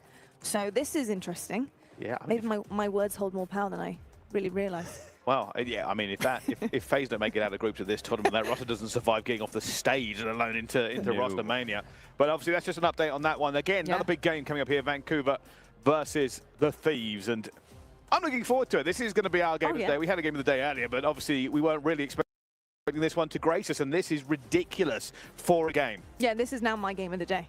No, it's my game of the day. I picked it, yeah. Well, Seymour has all the fine. rest. Okay, fine. I can maybe choose another game later on of the day, of the night. But I will say this is an absolute banger. When it comes to the revenge arc here, though, for LA Thieves, do you see them doing this in this series? Do you think Surge have their number now, and it is something that they're feeling pretty confident with? How do you see this kind of being swayed? I think it's very important that the Thieves do come out and take this, because you don't want to have a bogey team. You don't want to have a squad in that bracket that you look at and go, we don't know how to play them right now. We do not want that opportunity to, you know, we want to make very early claims here that we're actually able to match up with you completely. Because the thing is as well, in the last tournament, it was a 3-0. Like, it wasn't close. It was not pretty. And Thieves were very much bounced out of there. So you're looking across that table, and no doubt, you've got someone like Scrappy. He's looking over, and he's like, I want to be able to tell those players exactly what I think of them, get into their heads, and remind them that I'm the MVP this year for very good reason. And well, I mentioned it before. There's 4 players on that stage who have, you know, no doubt got questions about where their futures lie. They want to answer them far cleaner by the end of today. Yeah, they certainly do indeed. As you can see, Ray is in just the best spirits. He has just been bopping around that floor. Every single match we've seen so far, he is just smiling ear to ear. He knows how confident he is in his team. I think that speaks volumes to me. That is everything that I need to see as a player on that stage, is that I look back and my coach is smiling, happy as Larry. Nothing can shake his mood, and he is feeling fantastic about the team. We're also hearing some choice words behind us as well, as the guys are clearly quite loading into game right now.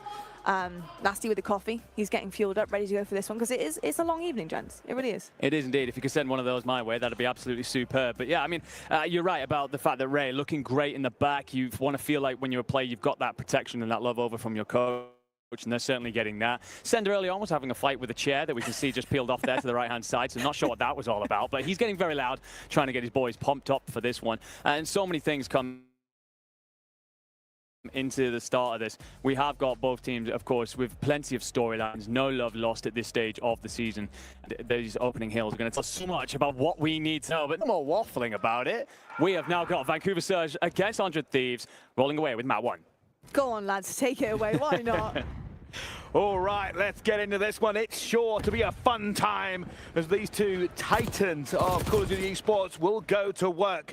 Of course, P1, never normally the greatest kind of opener, because both teams playing for position, playing for kills, and just basically shaking all the rust off. Now indeed, as we get these couple of exchanging blows. Of course, at the minute, just about finding your footing, but Scrap will get himself a nice little two-piece here, and then some damage into a Boozer as well to help with the trade. So, opportunity to find that flow. Envoy 0-2, trying to work his way over towards this new hill. Might slip the net for just a second, actually. Spots two back Elephant and finds those 2 kills as well. We'll start to look towards setting up this P2. He's going to have to deal with Nasty if he's going to steal the spawns away. Envoy just not able to get that gunfight towards the back here, and at the moment, you can see these two teams really not wanting to give away too big of an advantage. Just trades in abundance around the hill, but it will be the team of Surge that do start to turn the tide. The Boozer going to push out through Laundry here to rid Ghosty and starts to get that defensive setup in place. Something Surge do so well. Some teams, they get themselves that defensive hold, they just draw a line in the sand. Surge, they want to get pushed out as far as they can. All about that pressure, but Thieves, they find kills over by 18-Wheeler, and they're not far from pushing up here. Boozer on 5. Just continuing to slay out, continuing to put pressure on. Surge now already on this rotation. This is looking clean from them. Hydra and Scrap actually spawn in on the other side of the map, over towards that P2 side, and well, Surge actually find them, so no longer an opportunity to set up that pinch for a moment. That will evaporate. But Ghosty's going to hold into mid. Got Scrap trying to play out through P4 side. And, well, it's just clean for Surge right now. They're finding everything that they need to. The gunfights are going their way, and they're already up by 40 points. As you can see, a bit of a fight still going on for them as well. And people are now going to be asking, where are Thieves in this? As 0-4 on a 5 spree, a Boozer on a 7, a Neptune on a 4. The phone is ringing. Thieves, pick it up and answer. Do something onto this map. You just need some trades. It is ridiculous that there has now been 17 kills unanswered. These 3 players are just soaking up time, kills, stats, and every sort of platitude. My goodness. I mean, we've had multiple pro against semi-pro teams today, my friend, and oh, well, this feels like the widest chasm between 2 teams we've seen in a hot minute. Thieves here need to find their footing, and very, very quickly, as a Boozer just walks in for 2, a 10 spree, a Hellstorm, the ability to just continue to lock this down. He jumps up over the top of the dumpsters and gets all the information he needs, and his boys are in for the next hill as well. This is becoming embarrassing. Rotate to rotate. Vancouver Surge are showing Thieves that they are not good enough to stand alongside them. And with an 80-point difference, Thieves will now need a break. They will need some sort of fire in the blood to get this one going. Unfortunately, a Boozer is shooting rockets. Nasty staying alive. Ghosty trying to do something with low health here as well, but alone, isolated, does not have the reinforcements. They do not have the trades. He is throwing bullets at Nasty, but none of them are connecting in the way he wants. And you can just feel the frustration in moments like that. He just wants a quick, clean kill, and he most certainly doesn't get it. Hydra will bounce in for at least a couple of points for 100 Thieves here, but 6 and 12 underneath the name of Hydra. Can't remember the last time I got to see that, and this now becomes a fight over towards P5, where Surge are already lying in wait, and the Gens is somewhere that players like Neptune have looked ever more comfortable. You get rid of him, but then Nasty answers with 2, and that numbers advantage is gone. And maybe just the forlorn hope that Thieves could just be slow.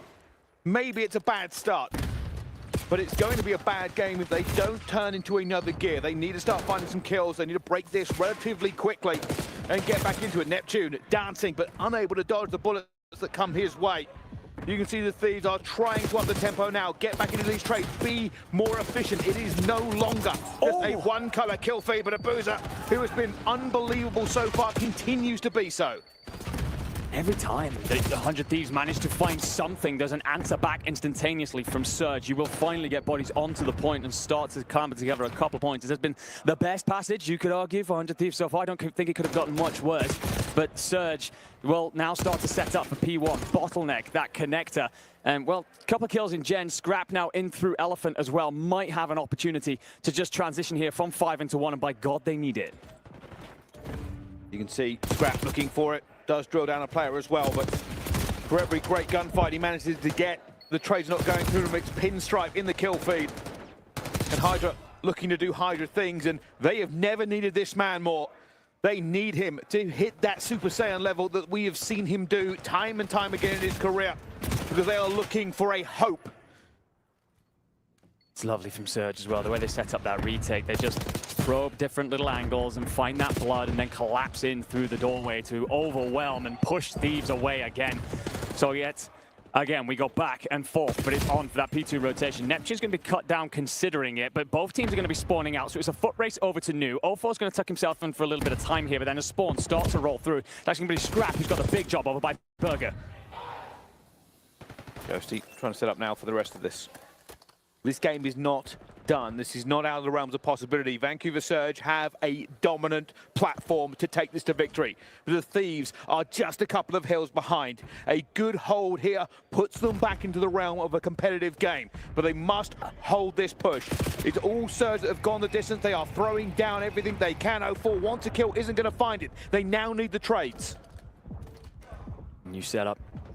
You try and find your way in. That will get you a kill on Envoy. So you have the numbers to send. EWC slides in, picked up by Ghosty, who finds 2. It's traded on out by Neptune. And you get yourself your bodies back on the point if you are Thieves, but it's not necessarily clean. But that will be as you find 2, draw a better line in the sand. Still 25 seconds to play for here. That comeback starting to build. That momentum of pendulum swinging the way of the Thieves. They've still got a route to go here yet, but Surge will now know they're in a game. And this is what they were afraid of. Thieves starting to move to more equal ground. Nasty trying to chow here, is not going to get the scrap time either. Rotation, at the moment, technically in the hands of Thieves. They will have the better time. Ghosty has been pulling out all of the stops. Scraps hammering with that AR in hand. He's on a 6 streak himself. They need every bit of superstar muscle that they have built this team into. Unfortunately, it is not going to be so.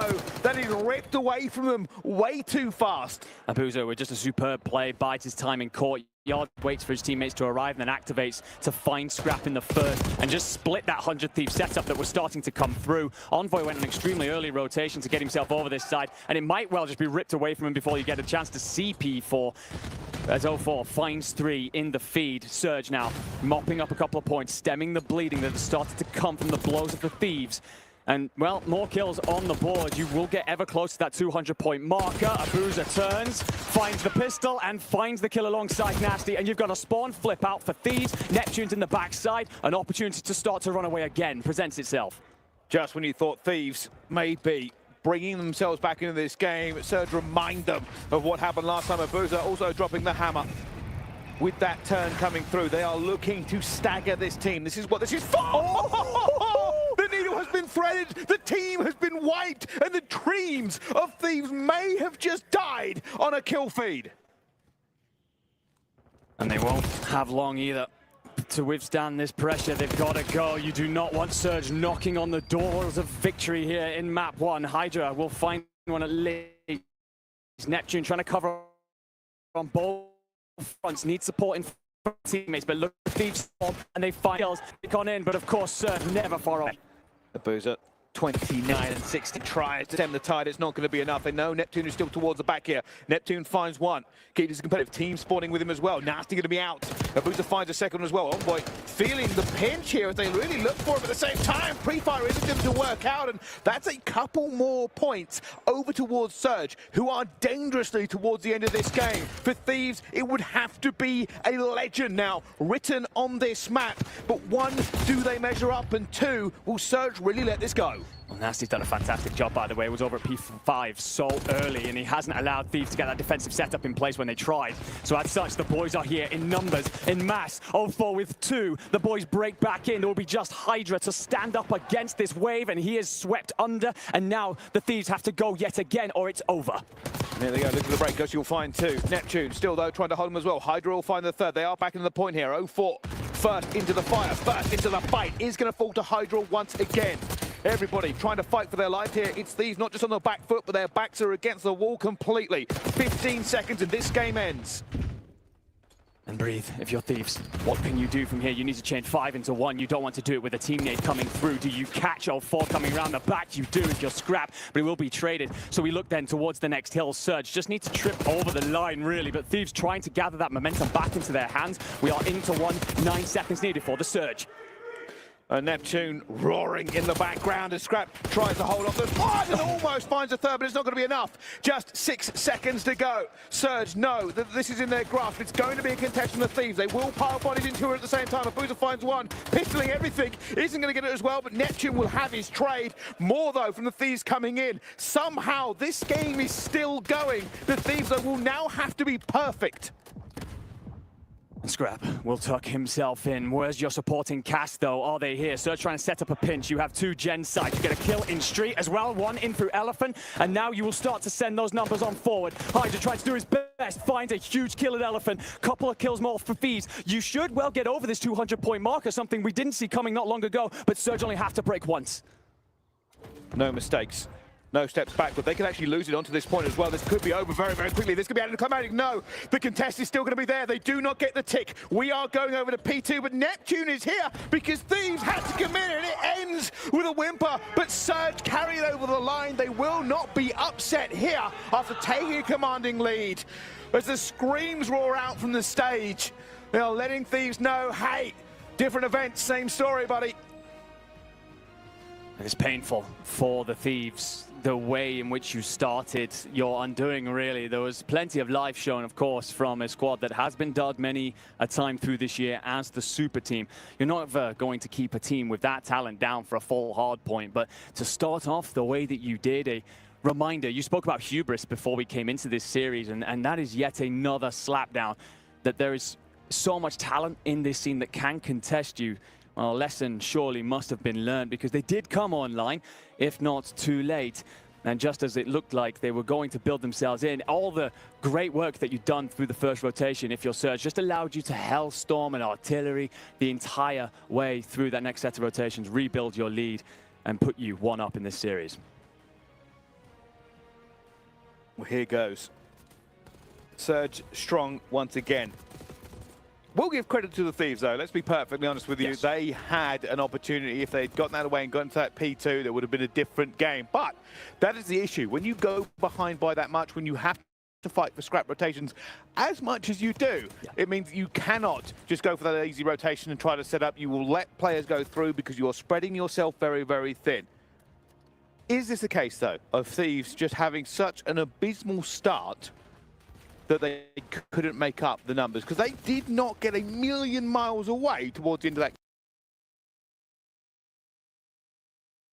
game. No, I fully agree with you. I think that it's a case of, if they get in for that P2, we are looking at an absolute slobber knocker of a finish. I didn't think we would get there when we saw Surge pick up, what was it, 18 unanswered kills. I think the actual difference maker is going to be Abuza. At one point, he slowed the play down, kind of slipped the net a little bit, and just as Thieves were setting up for the Dumpsters hill, he puts himself in courtyard and just bides time, allows his boys to start to push up Burger side, and then find Scrap in the hill, and that suddenly lets his boys activate and just stem the bleeding. Because if 100 Thieves had continued with that that momentum as they were building, that would have been a very different story in this one. We're talking about a comeback for the ages. So a man who we've often spoke about as the vocal leader, the island player, the man who burdens a lot of the pressure of this Surge team sometimes, coming up big just when they needed it. But you're right, Thieves start slow. Do I expect them to continue the momentum they built in the second half of that held point into the S&D? Absolutely. As we roll through this package, you can see how close it does end up getting here. Obviously, ends on that P2. So the Thieves were there. If. Truth is, shouldn't have had that bad of a start. Once it started getting away from them, that's when they really had to fight from the back foot. As we go through the statistics here, I will say I did see Scrap really start to turn up for his team. 35 and 34, massive amount of interactions. He was everywhere trying to stem the tide. Yeah, 4,000 damage on the board for the loss. That's a tough one for Scrap to swallow. And well, look down the board a little bit at Hydra. He doesn't even hit 3K in the end. Very much so unlike him. It's a tough map sometimes, Rewind, for an SMG to get through those lanes if your ARs aren't covering over you. So maybe that's part of the equation. But either way, he'll want to do better looking at the search as we stay on Rewind but move into this new mode. And this is where I become a little bit concerned about the fact that Thieves lost map 1 just because they've had some serious struggles in search as of recently. Their first Bloods in particular just have not been up to the standard that they really require. Defensively, retakes, these are things that they've just suddenly become unstuck on. But I mentioned it before, they came into the last tournament with basically the exact same strategies they'd had for the previous one before that. So it's a case of, okay, have you gone and studied? Have you got that proper practice in? If so, this could be a very different looking Thieves against the Surge. Well, we'll find out. Team talks going on. Everybody getting ready for this one. And still, looks of positivity on the side of Thieves. They know they are not out of this yet. We don't end it after one hard point. We do go the distance. I think it was interesting. I think obviously Rambo Ray would love to just be on the comms all the time. Seems very happy in that position. Obviously, a change for this event, and it has had mixed feelings from the community, but hey, we'll give it a go. Never hurt to give something a try. And well, with the Surge, you have got a aggressive play here from 04 up through Burger, puts the nade out. Can you find the blood? The answer is no. And well, progress made towards A for 100 Thieves. The problem is your two boys deep back are well isolated from you and separated. So this feels like a push on two different fronts. Well, Nasty trying to just drill them down here as well. 3 versus 3. You can already see that, but Scrap finds Nasty. Now backing up. It looks like they might try and take a bit of control. Almost finds I4, just sort of looks in for a second, and Boozer gets him. Now down to a 2 versus 2. Players spread across this map. It's a bit chaotic, but Hydra finds probably one of the easiest kills you will ever do in S&D. Yeah, complete misread there for whatever reason. 04 gets himself to 18 to look over.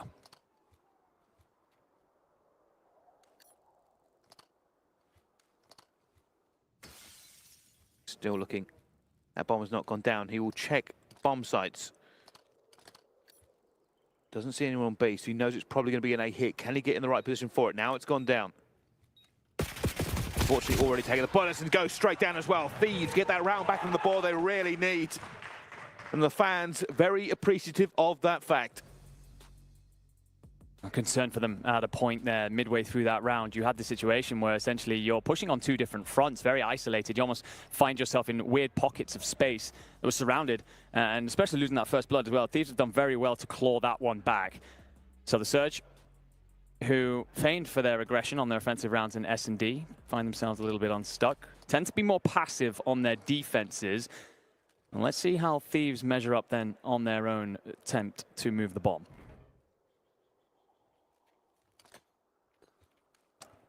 Here we go. A little bit of a push. A little bit of a showdown. Neptune does find Envoy. There's the first blood. And there's a bit of a fight though, and Hydra will find a Boozer who just gets caught flat-footed, going for the reload. Tries to go for the beep down, but was not quick enough to get it away at 3 versus 3. And that bomb has moved quickly to B. Goes down. Nasty's got the coverage, gets the intel at the very least, slips away, finds himself a different angle, but look at that pinch attempt coming through as Hydra hits the backside, but Neptune finds it. That extra AR coming on through, and 04 cleans up in the courtyard. It's a 1v3 for Ghosty. Mercy looking for one. Unfortunately, already been stunned, already been outmaneuvered, and Surge will take that straight back again. 1-1 now between these two teams.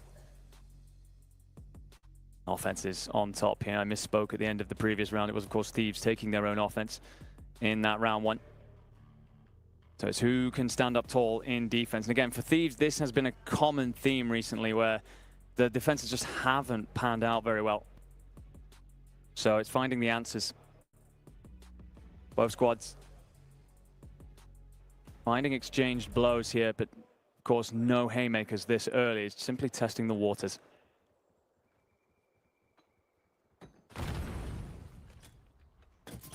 Aggressive push. They are going for this in numbers. Everybody up, everybody into position very, very quickly as well. And while they find it, they catch them.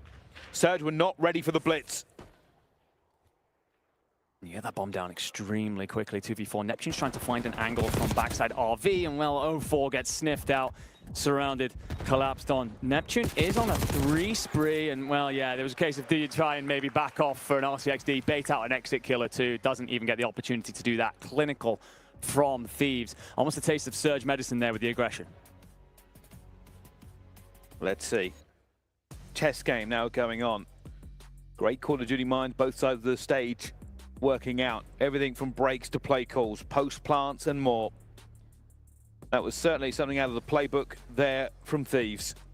An absolute rush to B point. They get the kills they need to. They lock it in very, very quickly. It will now go onto the other foot. It will be Vancouver Surge who get to dictate the terms of play. Sending Abuser off to watch that street as they so often do. And trying to find that information around A. I'm not sure if 04's done catch anything, but Neptune's most certainly doesn't. You have Nasty held off here, but look at this defensive line from Thieves. It's passive. They're happy to give up A and play retakes if required. Taking the control here as well. Neptune, that's a huge kill on the Ghost. He opens it up a little bit. They've got to be careful, though. They don't have complete map control. They're worried about the bomb plant. Player moving up now, slowly but surely. That will be Nasty. It will be required to get down. Neptune finds one as well. Envoy unable to really get that kill. Eventually does get the trade down to 2 versus 3. Bomb will go down as well. Advantage to Surge. And now look at this spread from Surge. Abuser has not taken his eyes off Elephant side. Hydra will get a little bit of damage, a bit of a tickle. Doesn't know Nasty's behind the dumpsters. Big kill. Abuser comes through. Envoy will find one, but it is instantly traded. And the Surge continuing to show the pattern of offenses on top here. Well, the Thieves stands in the venue are trying to lift the spirits and find a way to will their team into a lead here. But of course, the Surge never want to be down for very long. Thieves are going to have to find a way to tidy up their defensive woes. And these first bloods as well, currently being led by Vancouver 3-1. This is fundamentals that we're talking about, that if the Thieves can fix, can turn them back into that incredibly strong S&D team.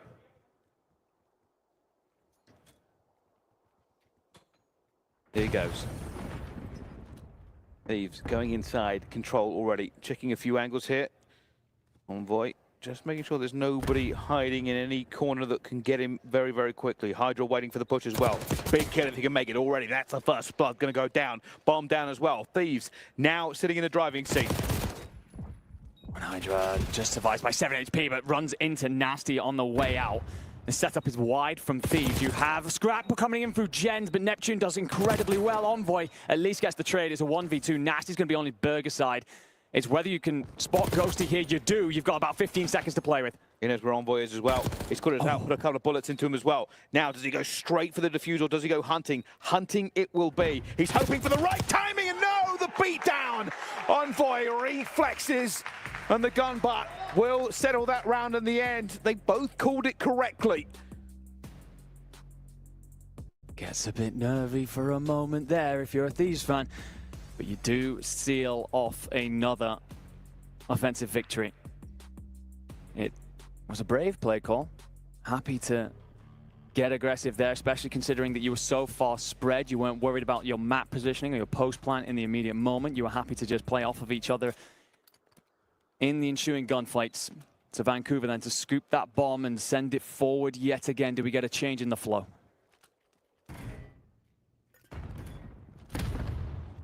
Stun check, nobody, as we can see, fortunately, because we have COD vision and the mini-map. Bit of a push here from Surge. You can see they're just checking out the angles, not being too aggressive. Hydra is waiting by 18-wheeler.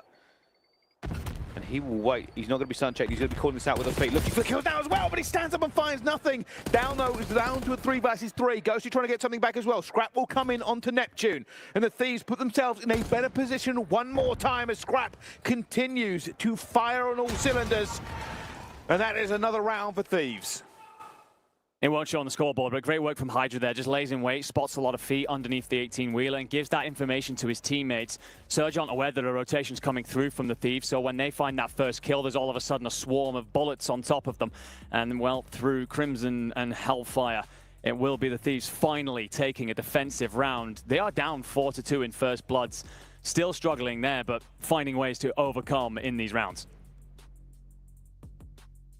So far, so good for Thieves. And now they are on the attack. Play call, looking like they're going to take street control, maybe get in towards A, but already looking for 04, who's been very, very aggressive, but it will go down to a 3 versus 3 as it is a trade. And now, if you're Thieves, you're rethinking your position. The play call inside hasn't paid out that time around. Neptune up top as well, finds Scrap. Sneaky, sneaky play as he gets a second as well. Ghosty was ready for it, but Neptune even more so. And now Hydra in a 1 versus 3.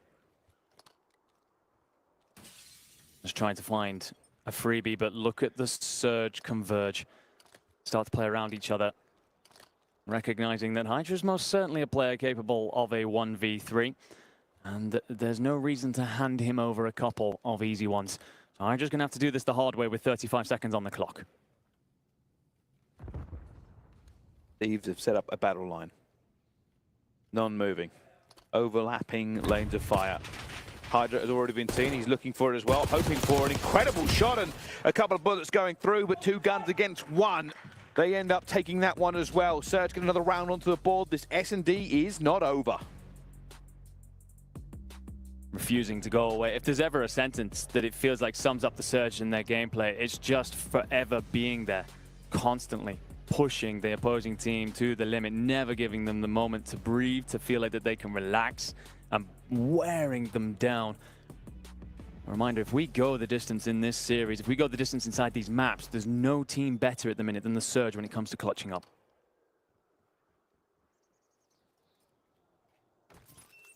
Now, these teams have fought already for 7 rounds. Going into the 8th, play calls will probably be a little bit more reserved, trying to get things done, but Hydra finding the first. Again, another trade. Neptune will get 2, but get traded again. No blow unanswered for these 2. And when it goes down to a 2 versus 2, it's about who are the better players in the better position, and already a little bit been seen here. Scrap could be caught. We know Nasty is waiting. Nasty with that Jackal in hand up close would be favored against the AR, but well, the timing goes all over the place. Nasty finds one, Nasty explodes for 2. And that will tie us back up then. A defensive round answered with their own offense. And well, Scrap sees that player deep. He recognizes that this must be an A play, rotates over, and well, it's all timings as Nasty slips the net. Well, they do say it is precision beats power, but more importantly, it's timing that beats speed. And that's exactly what he got there. Perfect timing after the patience to wait.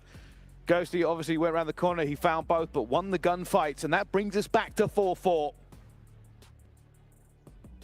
Nobody knows who's going to win, and that's the way we like it. 3-1 hit for Thieves coming through here, but it's actually a full B send here for the Surge. So Thieves have an opportunity. Of course, they don't know that. We get the blessing, but well, the RCXD, I believe, being used to try and flush out A, and it doesn't come to anything. So Envoy have an opportunity to plant. Got to be careful. Look at the minimap. They are surrounded. They might not know yet, but they will do soon. Scrap already fighting. They are trying to hold the angles here as well, but Ghosty, that is a massive pick onto 04.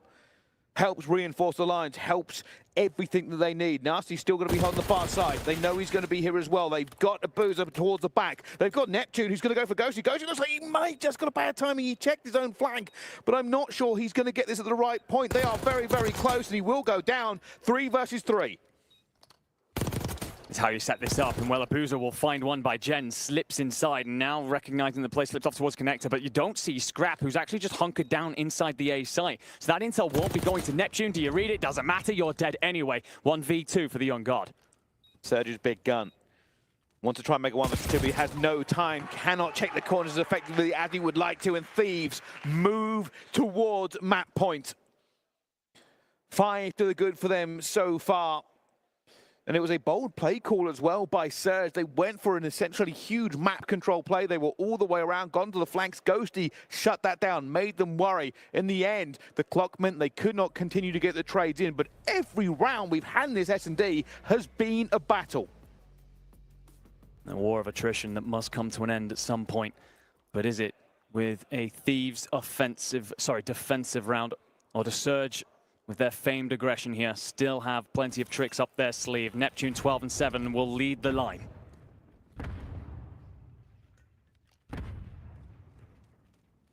Neptune going into it as well, does have some backup. The Thieves are deep. They are watching each other's back. They are basically all sitting on top of each other. That's a huge gunfight. Abuza versus Scrap. Neither gets away from it as well, but Envoy finds Neptune. The wall bang through the shelving. Advantage here now for Thieves. The echoes of victory already starting to sound if they can convert this advantage. I like what the Thieves are doing here. They're happy to force this to be a retake situation. Hem surge in. Envoy doesn't want to hit this by himself, though. He wants the numbers to surround. Look at Hydra on that big, long flank. Do you read Abuza? What are your timings like? Bomb's going to go down. Envoy finds Abuza as well. Now a 2 versus 4. Now a 1 versus 4. Nasty would have to go God mode. Isn't going to happen. Scrap shuts it down as everybody erupts across the stage. Thieves find the tie in the S&D. And it means we get to see at least map 4 between these two. And if you wanted to answer a couple of questions here as the Thieves, Rewind is a map that you have liked through this year, but you still recently have struggled with those first bloods, with those defensive rounds.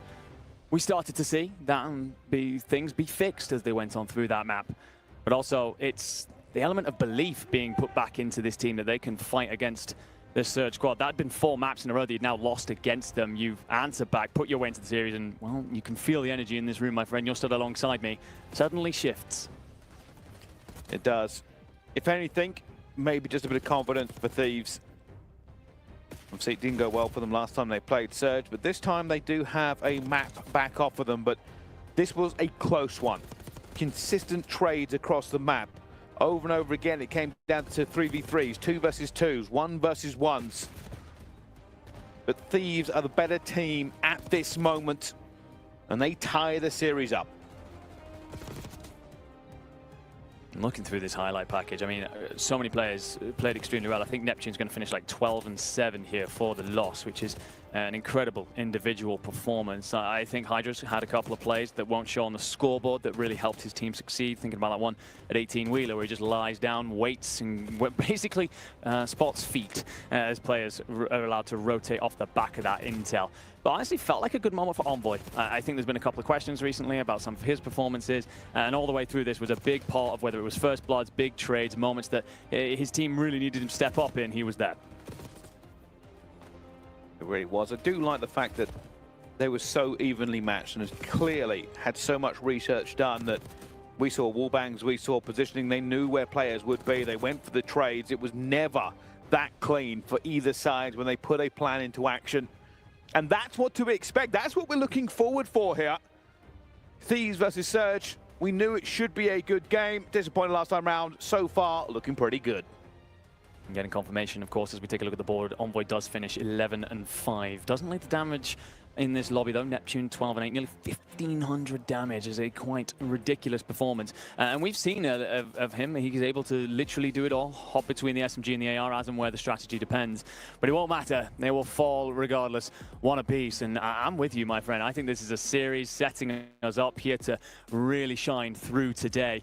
But after 2 maps, we can't separate these two just yet. Of course, we've got up to 5 to find out the answers to a lot of questions. Is the redemption arc ongoing, or is this the same old Surge story? We'll find out after the break.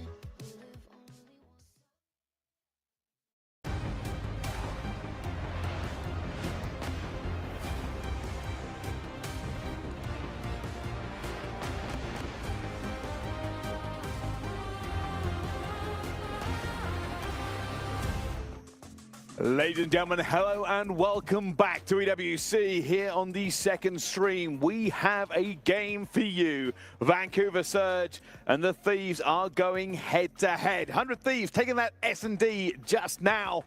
And realistically, this has given us a game on our hands. Obviously, a matchup recently for these meant the Vancouver Surge came out on top.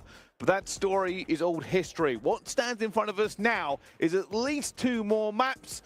And I'm hoping for a game 5. Oh, without a shadow of a doubt, my friend, especially with the Thieves fans in attendance here beneath us as well. That's what you can hear getting loud, ladies and gentlemen, inside the arena. If we do get to that game 5, that suits the Surge based on record because of how much they've been a clutch team through the season. But the Thieves, there's an extra bit of steel about them when they came back out. They're ready for this. They're happy to wage war all the way through the rest of this evening, if so down required. They've, of course, on that redemption arc. This is about revenge for them and proving that they are one of the favorites here, one of the top dogs for the Esports World Cup. And the question everyone will be asking, everybody who's tuned into this game, is this Surge's opportunity to go further than they have done before? Or is this Thieves back on top? A grudge match born out of opportunity. Realistically, these two teams have gone head-to-head before, but the scores are always ready to be settled. And for this team on the opposite side, Surge, this is about answering back. What's your mentality like? So often through this year, we've seen that it is unwavering. But we know how much lies in the balance here, the mental games at play, the stakes that hang here. This is looking like a much more relaxed Thieves team after that Map 2 victory. But Map 3, the control, this is something that the Thieves have been able to rely upon through this year. They've arguably been the best team in the world for some time at the mode. It didn't save them in the last tournament, and notably against the Surge themselves. Comic setting up. Neptune in great spirits as we get ourselves loaded in. Both of these teams looking to just guarantee that qualification on through to bracket play. Not have to play a decider tomorrow. And the fist bumps go out. Couple of sits forward in seats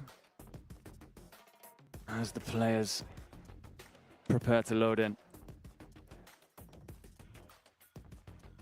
Again, I interviewed yesterday Scrap and Ghosty, talked to them about the pressures that they face as a quote-unquote super team, as a team that bowed out early last time round. And well, they said it's not about any of that.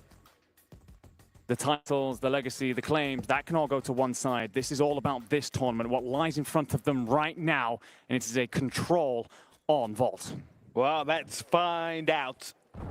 Which way does the wind blow? Which way does history be told? At the moment, just a little bit of dancing, a little bit of positioning. 0-4 going deep, looking for the players already, but will be picked up by Ghosty before he does too much damage. Back 4 all over the place. 2 kills for Surge here. Hydra will get that kill coming on through.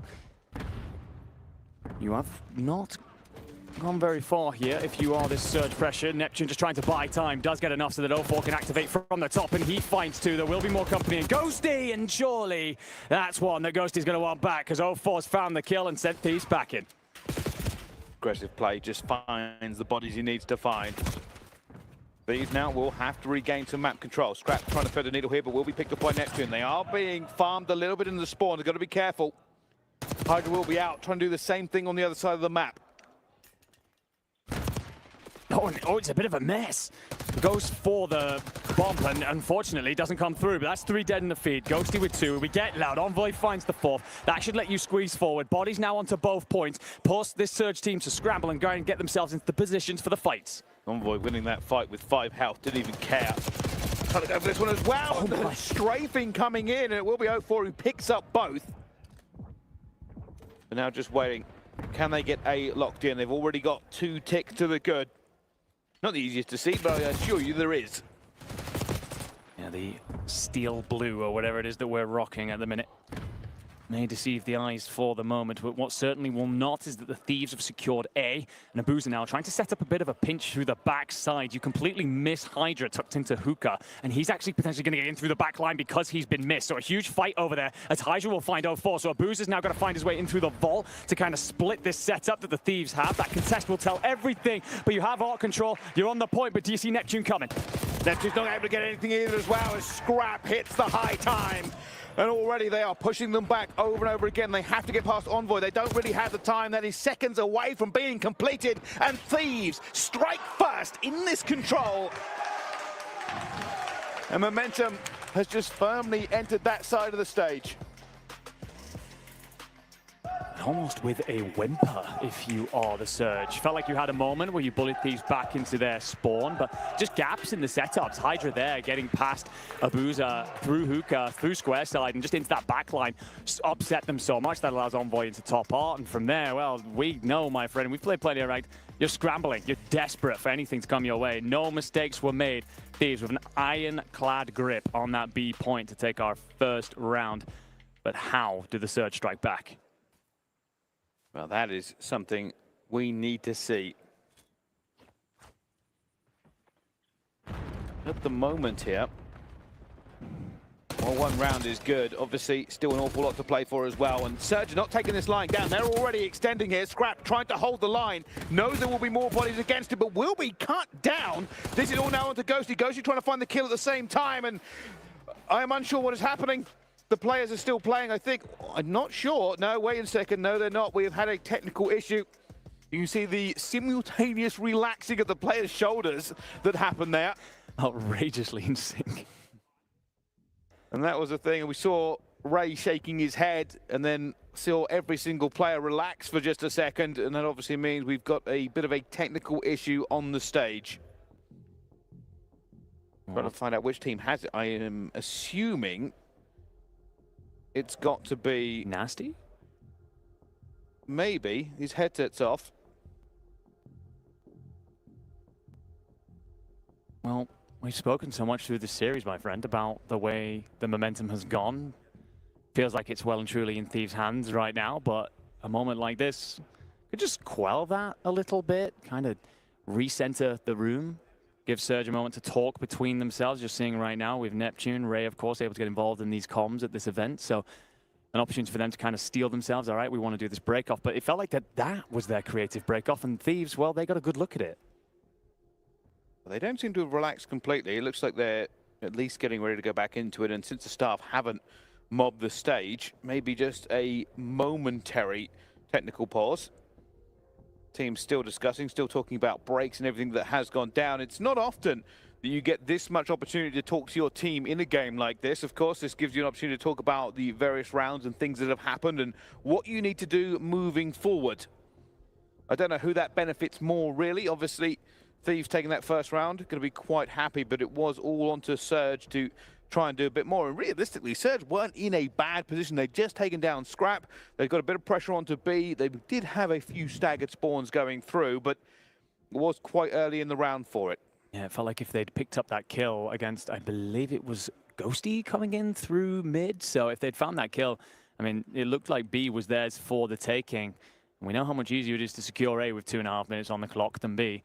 That would have been a fantastic break-off, and well, that becomes part of the question. Do we see a very different defensive rollout here from Thieves? Something that stacks heavier into B? Do you get that blind counter coming out from Surge? Do they just send all bodies in towards A? We will, of course, find out very shortly, but the mind games inside the arena well and truly on. Yeah, plus, very upset at these teams right now because they've got hand warmers, which is unbelievable because it is not cold. No, it is not. But hey, anything to keep that dexterity rolling and a rumbling. Players obviously just settled down now. When it comes, there's not a ton more to talk about. You probably don't want to overanalyze things at this point. Just casual conversations about what break we are going to make, what pressure we are going to put on. Teams settle in for this one, but I think we are looking to get this lobby reset and rolling very, very shortly. Nobody's leaving the stage, so that's always a good sign. And you can see here players just calling about what it is that they want to do.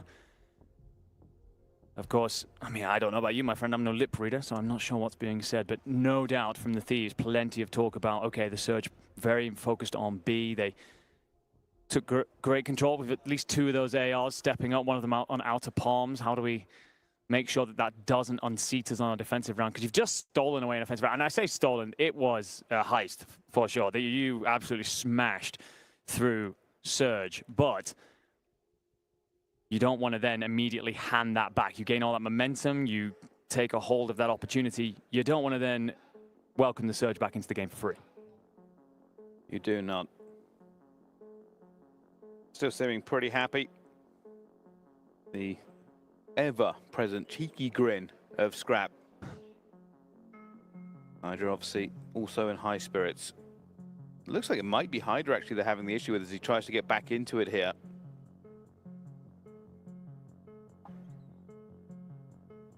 Everybody just settling. Everybody waiting. Yeah, it looks like it could well be Hydra, and a half shake of the head is not reassuring. No, ladies and gentlemen, we do of course have staff trying to sort out the situation. Although then again, the fact that it's not on screen suggests that it's not a major issue, and hopefully we will have the French Phenom back in our lobby pretty quickly and ready to go. And the comms start to flow then from Scrap. Is that our sign? Is that our symbol? Well, that certainly is one. That is your key. You are here to protect the Esports World Cup. Ensure that it doesn't end up crushed, or even worse, inside someone else's trophy.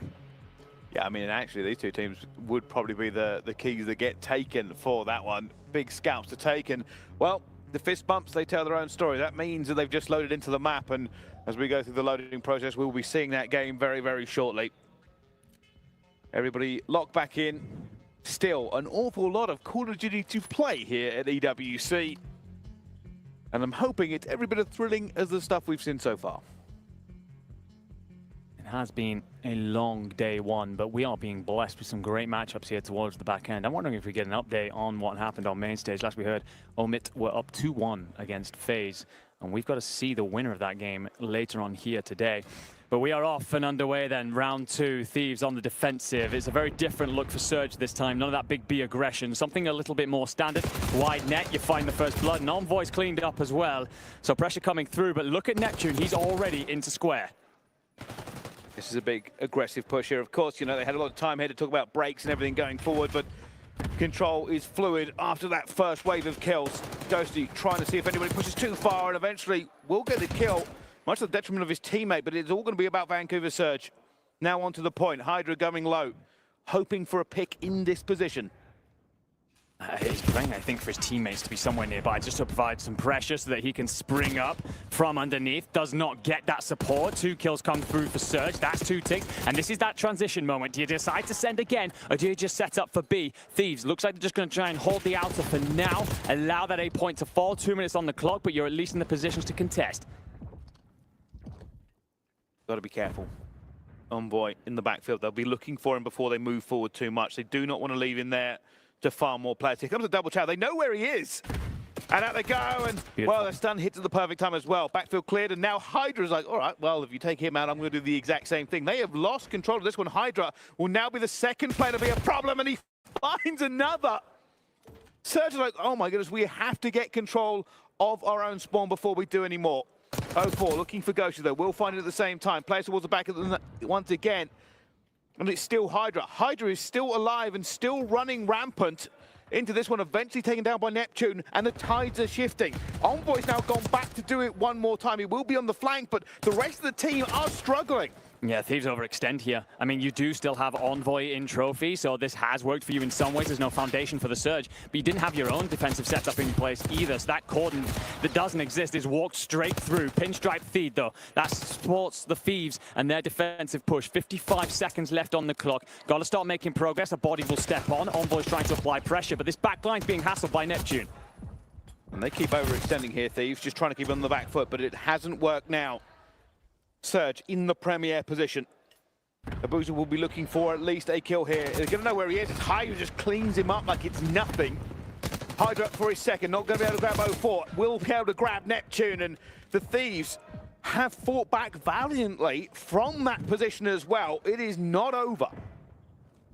Certainly not, but Hydra starting to find his dancing feet as he slips around the corner and delivers yet another 8 and 5, 4 in a row. And just trying to assess for information here, throw a couple of shoulders. Where's this hit coming from? I can tell you for free that Nasty's going to be looking to play down poolside. And there's a hit coming in through Vault as well. So Hydra here needs to find this kill, and that will allow him through the back now to potentially counter pinch. But Surge got to go, 15 seconds on the clock.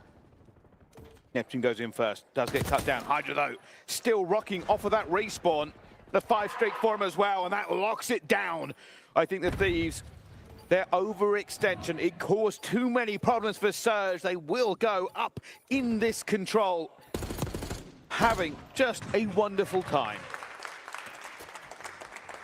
In the end, you succeed with the overextensive play. I was a little bit worried. It did get nervy when you suddenly had Surge players slip the net and get up towards Art, but they never capitalized. You clawed your way back into it, and potentially a couple of lessons learned if you are the Thieves about when you do and how you go about getting yourself into trophy, and never really giving the offensive team an opportunity to set up a foundation.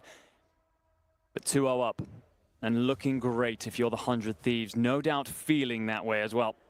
As we get glances at the players on stage, a more stern look on the face of Byron, otherwise known as Nasty here, as Surge, well, they've got to find a way to be pretty much perfect or face being behind in this series.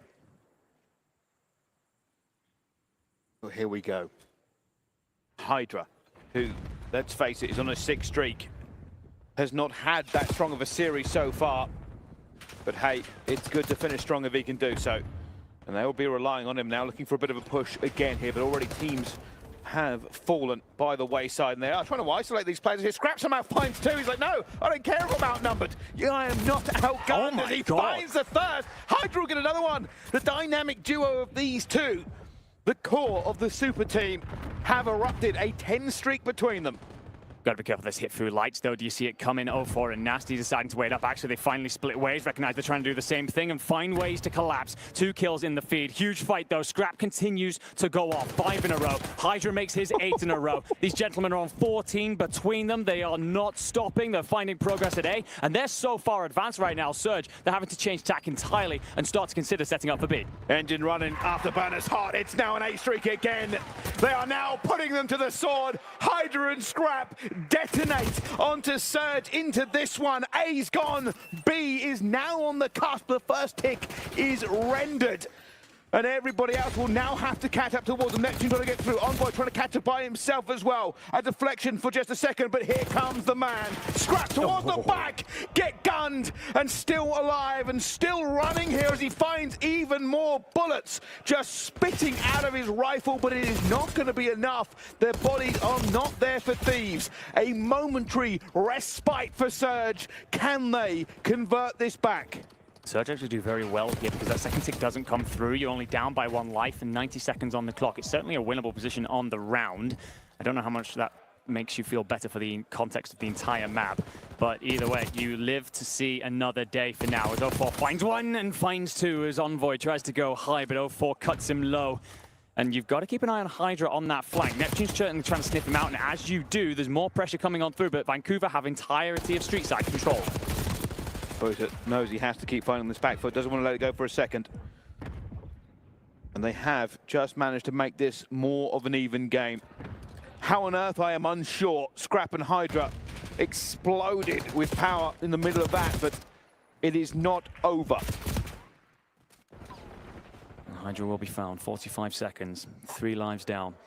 Thieves got to weigh up 1 big hit. You've cleared out trophy, so you have somewhere to play out of. I think Scrap's trying to set up for the mid hit here. We'll get the timing as well, and 2 kills actually come your way. So if you can find this third, if you're Scrap, an opportunity to flood forward. 30 seconds, 2 lives down. Just trying to find that opening, and Abuza, he will find Hydra and cut down that route. Scrap is not missing, but he needs to continue this for the next 20 seconds. The rest of Thieves trying to get in a good position here as well. Scrap continuing his reign of terror. Hydra, 14-11, trying to get up to the street at the same time. They are putting the pressure now onto Surge. Ghosty already found 2 as well. Scrap on his 4 streak, slides into this point in the premier position. Nasty trying to find 1 as well. Nasty only finds Hydra. 2 onto the point, 1 already back into the spawn hit. Can they hold it? Scrap trying to get him as well. Guns Nasty, now a 5 streak for him as well. Trophy can be out, but 0-4 grabs him, and that will not be everything at this time, but it will last one at the same point. And it will be a cumulative effort from that team to bury Surge on the control. And you saw an unbelievable upset there as everything went right for Thieves. They shifted to a higher gear. It does look like there is some dissatisfaction on the side of Surge. I'm unsure what